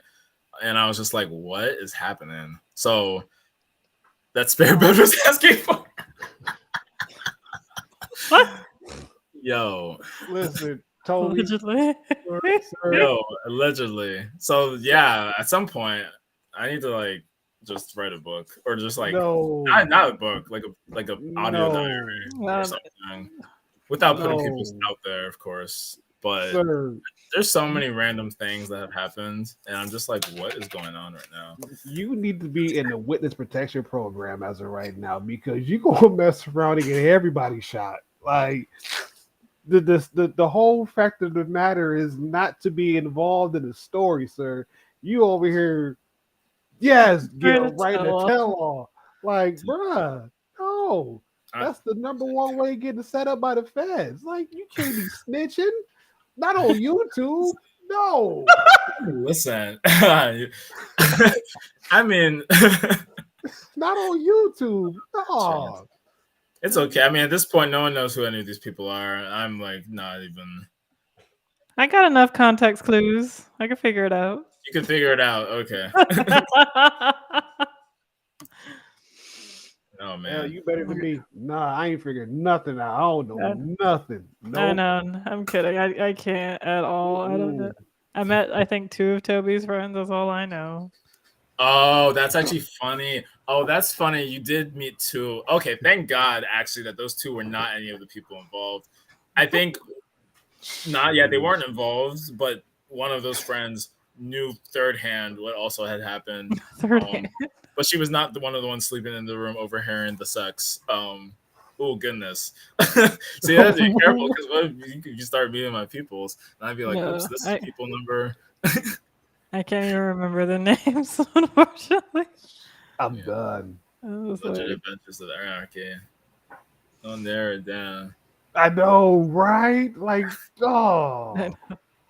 I mean, "Wait, oh jeez. Oh man. Man, I'm gonna need you to go back to the Hard Knocks School of Economics because, sir, you messing up. I guess. Listen, when it comes to I'm clearly on the educator side of this. Because I am educating right now, or I'm storytelling. Maybe that's what it is. Am I a parent? No. Am I an educator? Maybe. Yeah. I'll say things. I don't know if they're educational. You know, be it's entertaining. educational, all right. That's educating somebody." Yeah, Okay. educate on what not to do. Yeah. I mean, yeah, Don't- exactly. It's like I'm learning a lot. I'm like, Oh yeah, don't have a spare bed. Don't have accidental orgies in your apartment. No. Oh, Don't canary. Because I there's too can't. much. I can't. Oh no. So the thing is, like, I feel like when it comes to actual situations where there's real sketchy stuff, or there's like things that are more this kind of thing would not be just like coming out casually, or like I don't know. Like, I mean, I guess I can't even think of like that many really bad situations where I'm like, oh, I know someone who committed a crime. Like, for the most part, I really haven't been in a lot of those situations, and I feel like I don't usually people share stories with me. So for the most part, I don't go like, hey, did you hear XYZ? I'm the one who ends up being on the receiving end, especially if it's a personal story, then that basically dies with me. If it's something a little more generic, it's like, well, we'll see if this ends up coming out in a story later. But, you know, it's also like a use discretion. I don't it's a first scenario. Tell him, Chad. Tell him, Chad. Talk to Oh, him, my Chad. Talk to him, Chad. Haven't I like what? I feel like there's like actual like other stories. Oh, I think it was when we were doing cuffing season, and there were things accidental threesome. What did someone say down there? Someone said something in the comments. Toby's missed out on more threesomes than people who have had sex. Yeah, like there's actual. I used to joke that more people have had sex in my apartment. More people have had sex in my apartment than I was. So, That's hilarious. which is actually very bad. That's like someone literally said that's like cuck behavior. I was like, I That's don't like know. That's like something they'd say on like Total Frat Move, that website that like talks about like what I don't know, things that were I guess allegedly happening in fraternities. And, like or things that were literally said. It's like more people have had sex on my bed than me. Or something. Jeez, that's Those wild. confessions. Yeah, I've seen. I actually saw like a wall. I went to like a little house party, and there was like a little note, like a little, kind of dry erase board in the bathroom where people could write stuff, and there were a bunch of confessions that people were putting. I was like, dang, like this is kind of tough. Like, I'm in love with my friend, but she doesn't know I'm gay, or I am gay, but I'm in love. I'm just like, yikes, you guys, hey, put it out there as you need to, but those are some tough situations. And then I remember confession apps like on Twitter a long time ago. No, everything is very well curated here. These are things that I'm not like, nothing's gonna come back to bite anyone, honestly. Now if I start narrowing down what town I lived in, whatever, I don't know. It might get a little weird, but Super sketch. No, wait, Beesh. sure There which you go, thing. Beesh. There you go, Beesh. Clip it. I think you could clip on YouTube as well, right? I think so too. I know on Twitch you can clip just about anything. Yes. This whew. I think Rocky said it best. I guess Toby won't be running for anything anytime soon. Nope. Yeah, you can. I mean, I feel like it would be interesting, like what kind of Oppo research people really do. Are they really going to go back through and comb through? Yeah, Yeah, for sure. Yeah. People of course. like this. I mean, like I can understand my actual social feeds, but I'm just like, y'all, at this point, please do it. Like, please do it. Please actually comb through and find whatever I've said on these live streams for 2 to 3 hours each. I would love. I mean, software exists, I know, but like, still, let me tell you, not in mass. It was actually my old high school. No, that would be not good because that's actually it's not tiny, but it's probably only 40,000 plus people. Maybe up to 70,000, but it's not very big where I went to high school. I guess it's not like a tiny town, but it's definitely still relatively small. Just wait for someone to be president. Not a confession app, but like Twitter used to have like confessions for universities. Apparently, HBCU confessions is still very popular. Yeah. I didn't really know about that app, or maybe I did, but we had UMBC confessions. People were posting some wild stuff, but that page died. The only reason why I got Twitter was to look at confessions. And then Yik Yak became a thing, but that was a little bit different. And then that, of course, died. And then you have like those apps where you can like post. Used to YOLO was a big one, but that died. Snapchat seemed to buy a new one called Send It. And then there's also like Tell on them. There's a bunch of random ones where you can get confessions sent to you. So that's a different conversation. And I do think it's interesting when you look at those type of apps. But different conversation. And how good or bad are they for society and anonymity and just being anonymous and dealing with anonymous things. But let me digress. Right. That's crazy. Huh. I highlighted that already. Yes, Toby, they will find it eventually, but don't sweat it. You'll still get elected. Look at you, right? Yeah. Yeah. That's very true. Boston slang words. Well, I know people say wicked. I didn't hear people say it all the time, but apparently wicked is a pretty big thing. Like that's wicked fast or wicked cold. To be honest, I don't think I know that much specific Boston slang. Because there's stuff that people said, but I feel like they low-key got it from New York. Like, are you dumb? Like, I definitely know people who say, I never heard someone say, are you dumb before until I got to Boston. And even then it was years later, like 2021. Yeah, that are you dumb? But I feel like that's more of a New York thing that made its way to Boston. Yeah, the Yui. I will say, let me pull an illegal U. Like I had to do many of those. Bust the UE, bang a UE. Dunkies, if you want to talk about Dunkin' Donuts, but I've never heard anyone say that in real life. Are you saying the UE is not Boston specific, or the "are you dumb" thing? Chad. And then I don't know. I have to think of it. So I really don't. I just know the accent, of course, makes certain words sound certain ways, like the whole pa and Harvard Yard. Harvard Yard. Like it's wild when you actually hear it. Yeah, it is real. Like I was hanging at the bar. It's like they really talk like that.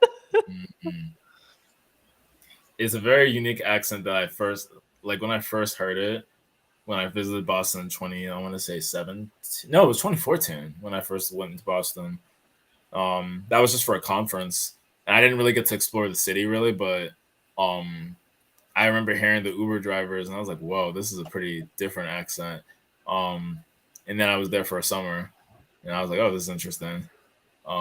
But even then, I don't know. I don't think I really remember explicitly specific slang. Baltimore, Maryland. I don't really know how to. Yeah, Baltimore is different.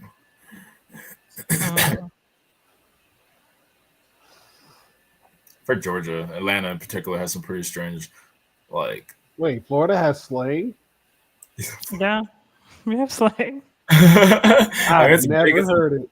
It's a big state. I mean, I haven't heard in Florida specific slang, but I imagine there's so many pockets that people speak however they are in those communities. Panhandle versus like actual Miami, South Florida.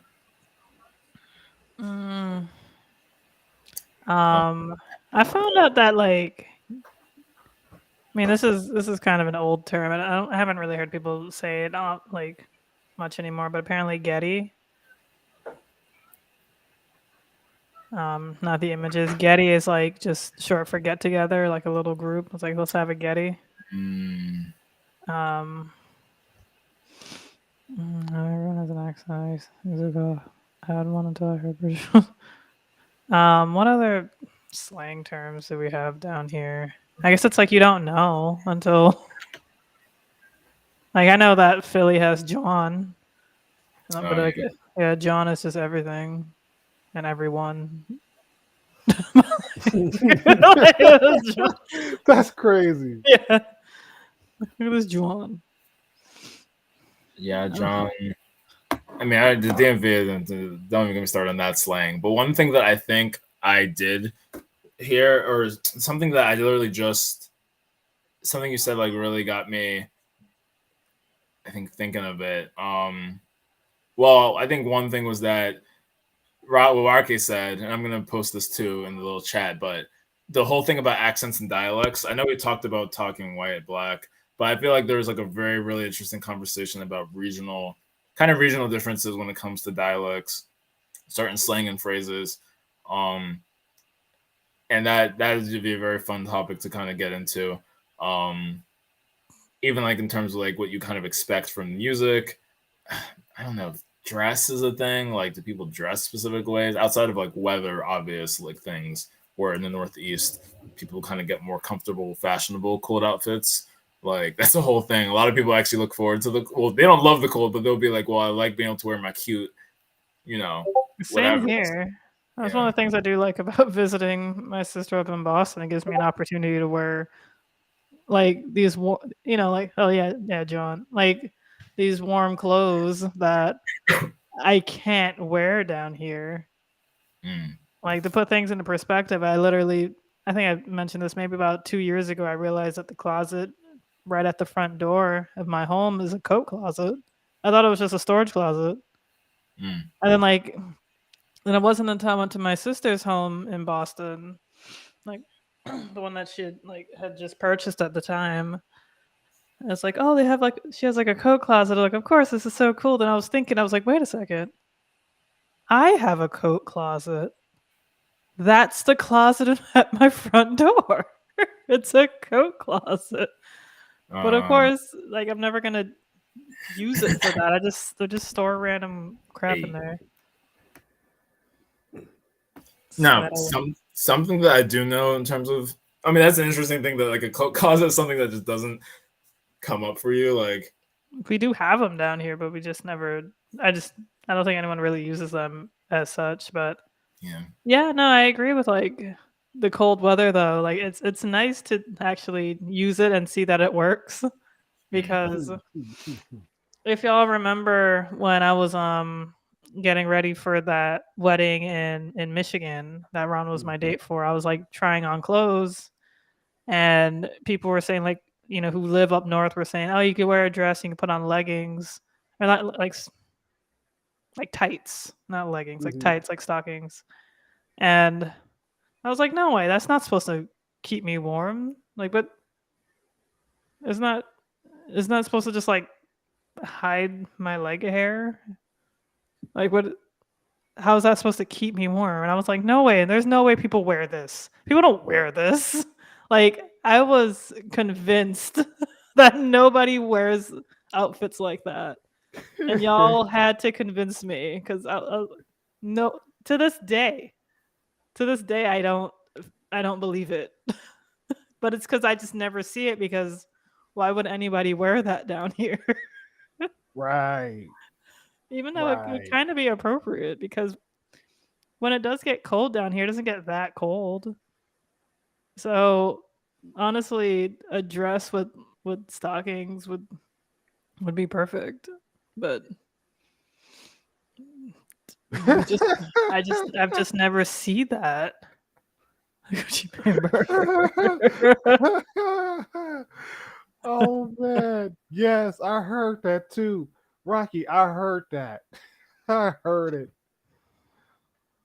Brr. But no, it's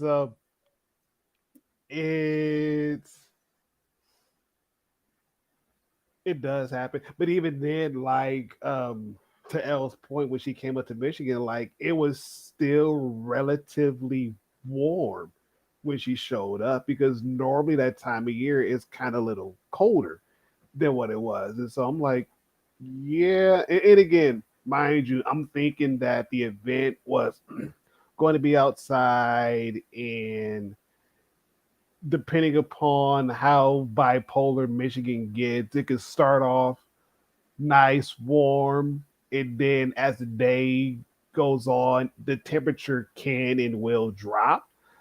And so I'm like, okay, I'm going to kind of like prepare to help her out because the last thing I need is my date to be freezing out here in Michigan. Like, ain't no way. Ain't no way. I am not going to do that. Not on my watch. Not on my watch. But again, because the venue that we were at was inside and it was still like it was hot inside, and even Yeah. then, like even still outside, it was still relatively nice until the sun went down. That's when it started getting colder. I'm like, yeah, preparing for that. I mean, for me, it was just cold. Like inside was warm for sure. Inside was very hot, and it's Oh because I yeah. was like, you know, also drinking and dancing. But outside, no matter what time, it was just cold. I'm like, oh my god, this is miserable. I don't know if I could live in the cold. Like I think about it from time to time. I'm like, you know, if I were to move out of Florida, it's like everywhere is cold. I'm like, what about California? Maybe I should try California if I could afford it. Right. yeah, California. Right. That's the only thing. It's like because I hear that Florida and California are sort of similar, but apparently California has more of like a Mediterranean humidity or heat. I don't know what that means. I saw the temperature for Santa Monica because I was just randomly looking for jobs over in California. I was like, how much do jobs pay over there? I'm curious. About the same as here, which was like kind of insulting. Oh yeah, that's interesting. Right. So I was, you know, because if I were to move over there, like I don't think I would want to rent Since I own here, I'd want to own over there too, which would Mm. probably just be impossible. Yeah, good luck. Not even up in the Rockies. But I saw like the temperature over like in Santa Monica was actually kind of nice. I was like, oh, it's actually doesn't get like scorching hot, at least in Santa Monica. I don't know the weather patterns in California. I just know sometimes it just catches on fire. That sounds about right. Yeah, it's like that sounds sounds. about right. But it only Yeah. seems like it's like rich homes tend to get affected. I'm like, I don't think that'll be me. Also, y'all have earthquakes, which is terrifying. It So- sounds. I've never experienced earthquake. Very vaguely, I have like it wasn't something big growing up, but this was something huge where I was like, I wonder what part of the country I'd want to live in. This was more when I was young. I don't think about it now as much because I kind of just have been cycling within the Northeast and the Mid-Atlantic. But I was like, hurricane season is not very fun in Maryland, but it's not terrible. I mean, we got some pretty bad hurricanes. We definitely had trees falling and stuff. I remember we got out of school, but it's nowhere near as bad as I'm sure Florida and a lot of the South, that coast. But Maryland did get hit not very fun when I was younger with hurricanes. And I know like snow, it's the worst in the Northeast and upstate New York, but we had Snowmageddon that hit us pretty bad too. So I'm like, we're not really safe. Going further up north is even worse. I'm like, okay, you could go out west. If you go in the middle of the country, it's just tornadoes. Tornadoes, I'd yeah. rather deal with everything else than tornadoes. So that's a pass. And I was born in Missouri too, so I have to actually like look and see was that area Tornado Valley. I think so. Especially it was like closer to St. Louis, so eastern part of Missouri. And then you have California, and I was like, well, that sounds good, except earthquakes. And that was always a big thing when I was younger, was they get earthquakes all the time. And while they are smaller and the houses are more equipped for it, it's still kind of scary. Like, just that like you could be out and about and then an earthquake just happens. But I don't really hear about earthquakes now in the past like years or even decade, the way I used to think I would hear about earthquakes when I was younger. So then I was like, what part of the country could you really live in? It seems like nowhere. But to be honest, I feel like the snow, especially in New England, is probably the most manageable. It's annoying. Don't get me wrong. It can be very, very annoying. But I feel like it's probably the most manageable thing in terms of like, okay, you can take it, shovel it. It falls in a way. As long as you're not being dumb when not like things happen. There are freak accidents. But like a lot of it is very avoidable. People who either you don't have your snow tires on or you're driving in a way that you shouldn't be when you know snow's falling and it's going to stick. And so like I feel like when you're in a place that can handle the snow, it's relatively easy to deal with, right? It gets put where it needs to go. Apartments and complexes get shoveled, like get cleared pretty well. It's annoying if you have your own house. That's actually probably where I would draw the line, is like, crap, now I have to shovel my own snow. Yeah. That's probably really where I would draw the line. But since I've always lived in apartment complexes, the most annoying thing I had to do was repark my car, where they were like, you have to park or else your car could get towed or ticketed. Like that was kind of dumb. Like that was one complex I lived in. The other ones I lived in never had such a rule. But we had to yeah, go ahead. Oh, sorry. I was gonna say because they had to do like street cleaning or something. You had to move your car. Yeah, well, it was like within, because the thing is, we had like it's like a big apartment complex, so you had like the lots, right? And so it wasn't so much that like the street itself, it was mostly just that in order for them to like, I guess, plow the different parking lots, they need you to move your car by like, they say if there's a certain amount of snow, and they'll like email us and like give us alerts, but if there's a certain amount of inches of snow, we have to move our car by like 9 a.m. the next day. So you have to wake up, or maybe 10 a.m. or something. So you have to wake up, move your car. So I guess they start like shoveling some spots out.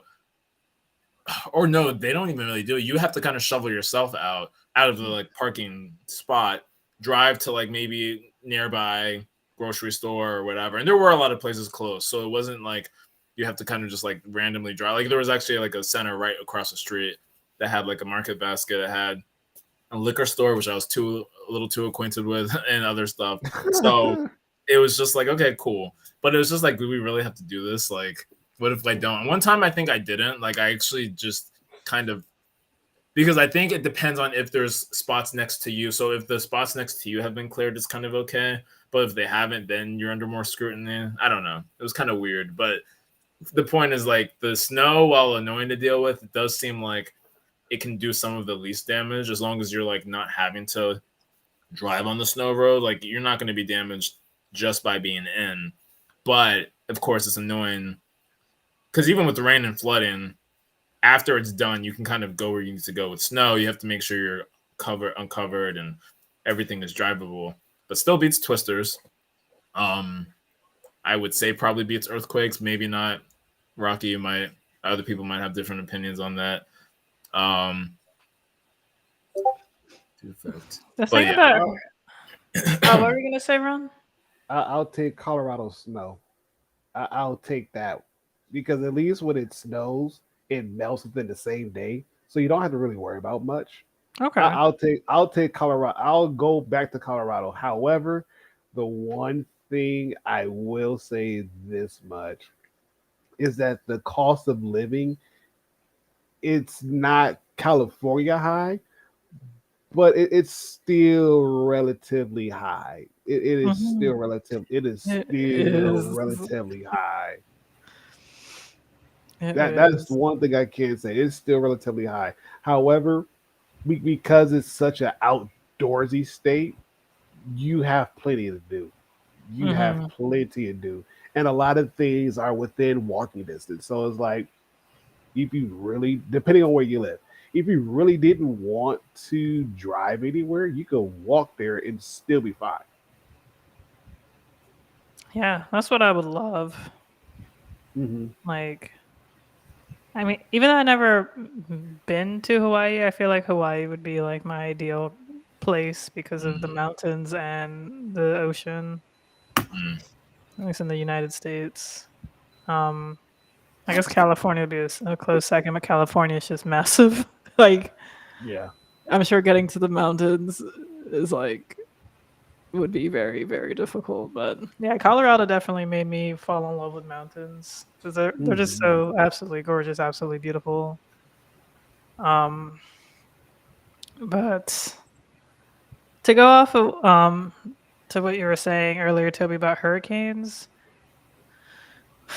Hurricanes in Florida, it's not as bad as you think. Like what Gil said, like it can be bad if you're not prepared. It's just as of late, when a hurricane comes through, you're not really out of electricity for very long. And very long, I mean, like probably the most in extreme cases nowadays would be like 5 days. And this is coming from someone who lived through a hurricane and we were out of power for 15 days.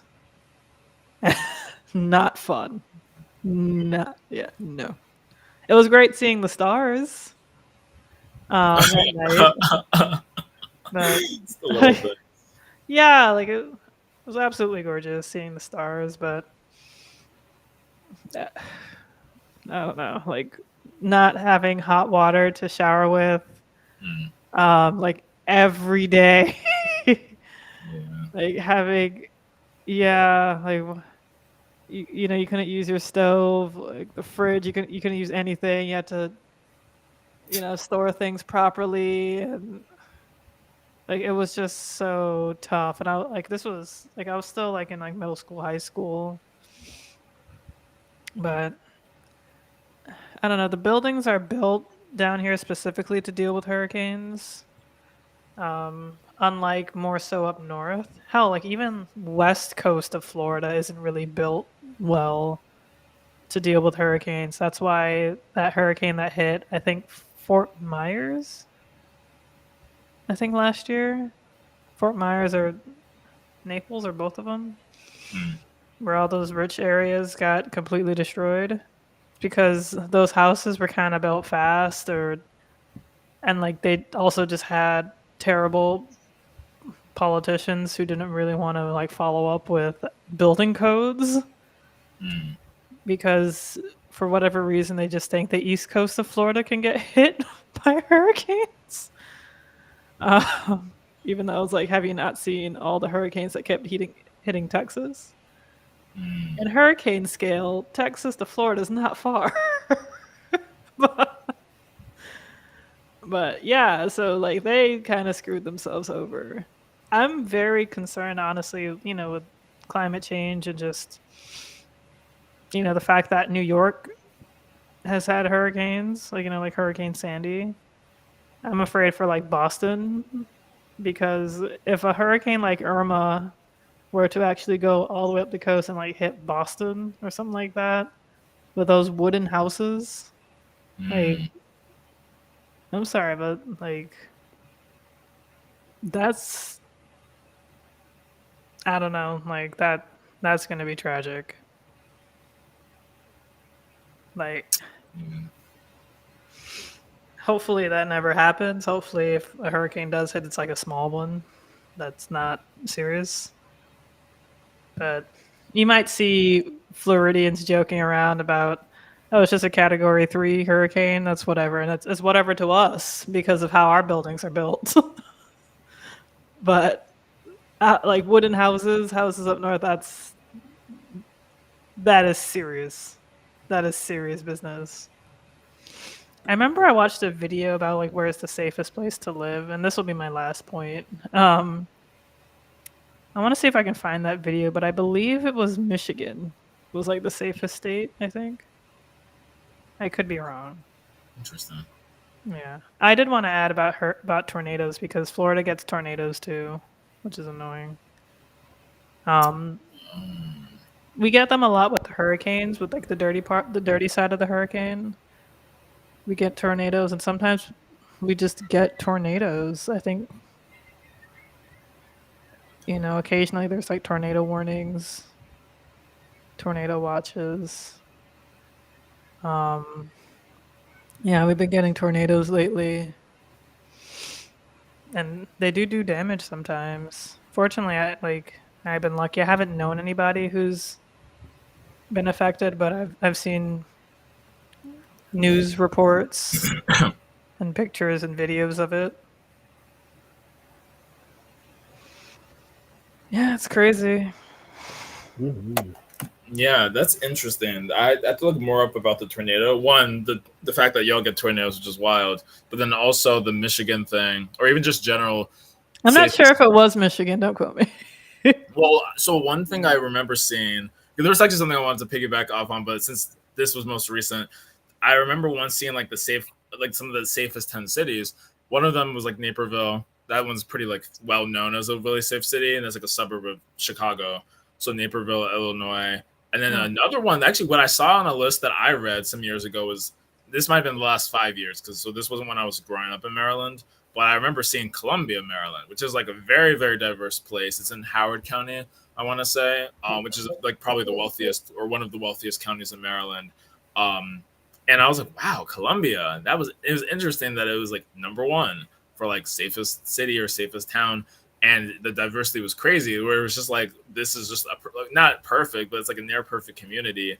Because Maryland as a state is just very diverse, and it's a lot more integrated than you might see in some other states and cities, where you have the quote unquote diversity of like the demographics, but very, very segregated. And you have pockets, of course, in Maryland too, but it does seem like everything is kind of more uniformly distributed in ways. And so I'm gonna have to look that up too, about like some of the safest places to live. But the other thing that I was really like, something that you said, or something that I think because when I was growing up in Maryland, I remember getting really bad hurricane. I forgot that this was actually some of my memory, was that we got power outages. Like that was pretty normal to get like the candles, like you had to get candles and light them. Yeah, they usually didn't last multiple days, but sometimes it was like an overnight thing.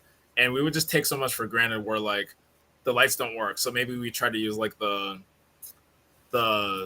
microwave has like a surface light, which sometimes like if the main light doesn't work or something, like there's things that you can do, or even like the vent, right? When you turn on the vent, it has like a little ring light around. I'm like, wait, none of this works because electricity is gone. Right. So yeah. I'm just like, crap. Like, so hopefully we have flashlights, or we have to light candles, which was a very common thing when we were younger. And then I even remember like, I just remember such bad thunderstorms and wind. Like now I don't see thunderstorms that are nearly this bad. But I remember that was the thing where it was like kind of scary. I was like, yo, there's lightning and the thunder. and you had to really like be careful, don't be too close to the window type thing. And I even remember one point there was like a big hole like in the ground on our cul-de-sac or a street nearby. I was like, did that come from lightning or what caused this? Like there was not a hole, but it was, I feel like it was almost as if lightning had struck the ground and like just caused a big disruption. And I was like, where the heck did that come from? And again, I remember a tree fell. Thankfully, it didn't fall into our house because there's horror stories of that happening. Like I remember in Virginia, it was like someone was in their car. No, they were in their house, and I think the tree fell into their bedroom and they died. And I'm just like, whoa. So there's like really like crazy stuff that happens where I'm like, okay, like I don't know if you have to avoid the weather or the wooded areas where freak things like that can happen, or maybe maybe this is just not something that you can really plan to avoid. But I remember I used to be like really worried, like, and it's been many years. Like I think high school was the last time I really remember seeing like serious hurricanes. And then I hear about them in Maryland, but I was out of state in New York, and we really weren't getting hurricanes in upstate New York. And same thing in Boston. I mean, yeah, we can get the after effects of a hurricane, but we would never get rained on as badly as Maryland would. So it's just interesting to kind of see what averages might do. But that was really my last kind of spiel on that tangent. At least it's something I have to think about more. And I know we had a stream one time just about different like chaotic weather. And I feel like unfortunately it's always going to be relevant. But even outside of like the change in the climate, there are just things that you don't think about, like what we saw with the fires and BC or wherever Western Canada, and how that affects us. And I think even the western part of the U.S. just had their air quality problems. Like I want to say last week, the issues with the fire happened not 2 full weeks ago, but it was late 2 weeks ago, late in the week, right? So like 2 weeks ago, Wednesday, Thursday. So I think this past week, early in the week, there was issues where the air quality was so terrible on the western coast of the U.S., or I think it might have even been like in the Midwest, like Michigan area. So I'm just like, dang. Wait, like, don't you mean like the fires from Niagara, like in Canada? There were like Yeah. the fires that blew. Yeah. It was. Yeah, it was like New York and like Boston and. Right. So I'm saying that was where it hit first. Was it hit us? It had New York was really bad. It hit Boston. It even got us to us in DC. But then by the next week, which is this past week, I remember hearing something on the news by like between Monday and Wednesday maybe of last week. There was another part of the U.S. that had a really bad air quality because I guess the winds or something with the way that which I don't really understand. I thought it would have just kept blowing this way, but I guess things shifted, and then so now California, or possibly somewhere between California and the middle of the U.S., got hit, and I was just like, "Oh snap!" So basically, everyone's getting. Oh, sorry, that really wasn't trying to make the pun, but everyone's getting the smoke. Like everyone can get it. Like it's not just DC. Everyone's getting it, and so I'm just like, this is actually terrible. Even something like that, you can't really bank on like where you can kind of safely be. Goes here. I don't know. Fox News said the gas stoves, man. If you have gas stoves, you get inoculated against these things. That's why we need gas stoves, and we have to fight against the Biden administration for trying to ban them. Slash us. That's crazy. Honestly, like I can understand maybe like big kitchens having the gas, big like restaurant kitchens, not just if you have a big house and you have a big kitchen. But I understand them probably having gas stoves to, I guess, get a particular taste or flavor profile of something. But I don't know. In your own house, I personally don't see. So I've had gas stoves mostly in the last few years. When I first got to Massachusetts, it was electric, and they were nice stoves. Like these weren't those like really crappy coils. I think one of them might have been, but it was nice just to have the completely flat one where it's very easy to clean, very easy to kind of see everything. Because the ones I remember having back in home growing up, oftentimes they would like disconnect so easily. You had to like manually re-put it, and there was foil, and it was weird. But I like the gas stoves at first were kind of strange, but then I really did grow to like them more. I had them in grad school in upstate New York. That was the first time where I was like, ugh, like what is this? This is such like an old apartment. it looks, the quality of it is not great. It was $300, like $333 a month, so I can't really complain. But I was like, this place is janky. What the heck is the stove? But I really like the gas stove, and other people were even saying those were better quality. Technically, it cooks the food more evenly. And then where I just lived in my last town in Massachusetts, that was also a gas stove, and that stove was actually really, really nice. Because that was like an industrial. I mean, that was like a new, like nice, property managed apartment complex. And so I was like, okay, you can actually have gas stoves and very, very nice. And there was another place I also saw a gas stove that was also like a kind of nice managed apartment. In the current place where I live now with my brother is gas, and it's also pretty nice. It even has like in addition to the 4 points, you have like a kind of bar in the middle, which has like a more oval shaped gas stove, which I've never seen before. I'm not sure what exactly that's supposed to cook, but it's like you have a metal kind of like strip front to back. So I'm not really sure what that heating thing is for. Leave my oven door open. Oh yes. I'm trying to get into my brain.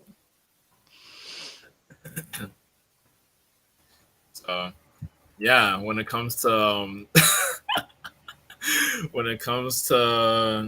parents versus educators, gas stoves, weather patterns, and having sex in public in your house all somehow tie in. Wait, Toby, what? He's trying he's trying to bring the live stream on home. That man said having sex in public places? Okay, No, Toby. that Publicly one. at home. Yeah, I was like, crap. I didn't really phrase that one correctly. More like voyeurism in your own home, which is just strange. Voyeurism in your own. Sir. Sir. Bring me that. All right, but I'm done. Okay. Allegedly. Allegedly, yes. The word for tonight's stream is allegedly. The word. Yeah, I'm not admitted to anything. Allegedly, you are. Allegedly. Toby the Canary.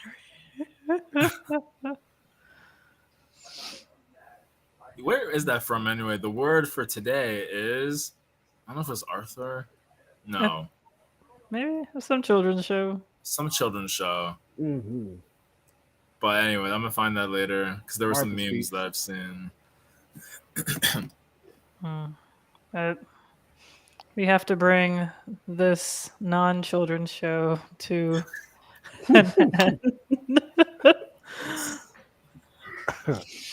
Unfortunately, as you all know, it's always hard to say goodbye, but we have to because we got job tomorrow and bills to pay. As Mariah was talking earlier, every month there's bills and they just don't seem to stop. Sesame Street.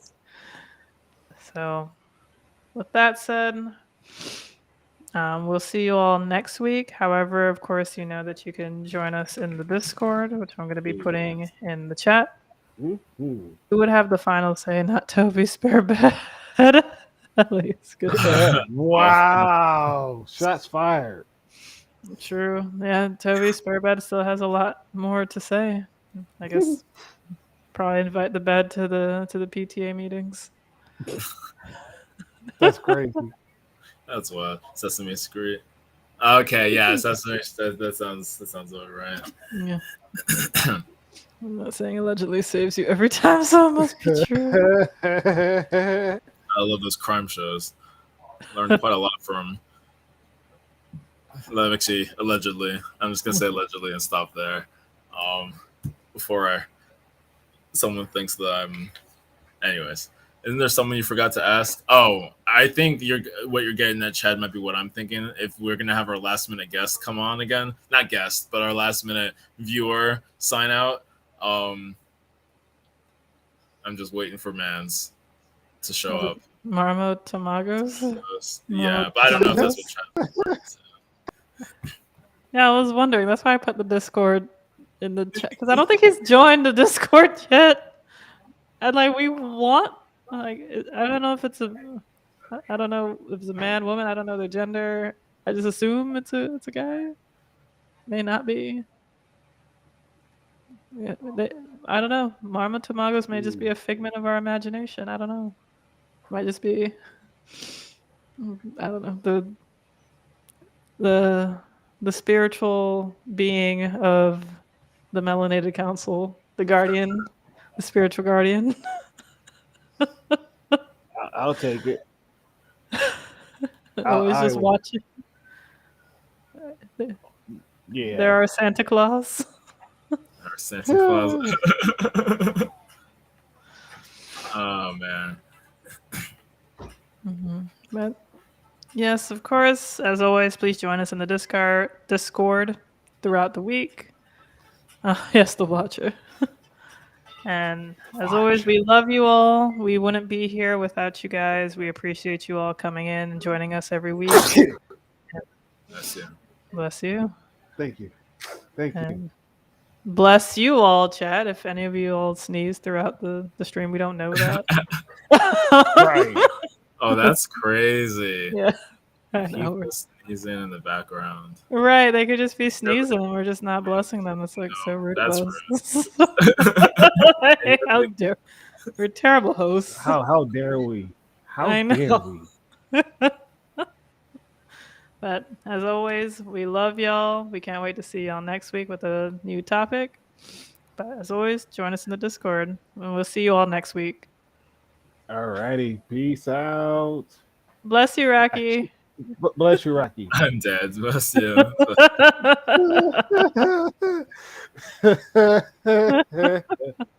You guys are too much, but I love it. I know. All right, see y'all. Good night. Night. Night. Bye. Good night.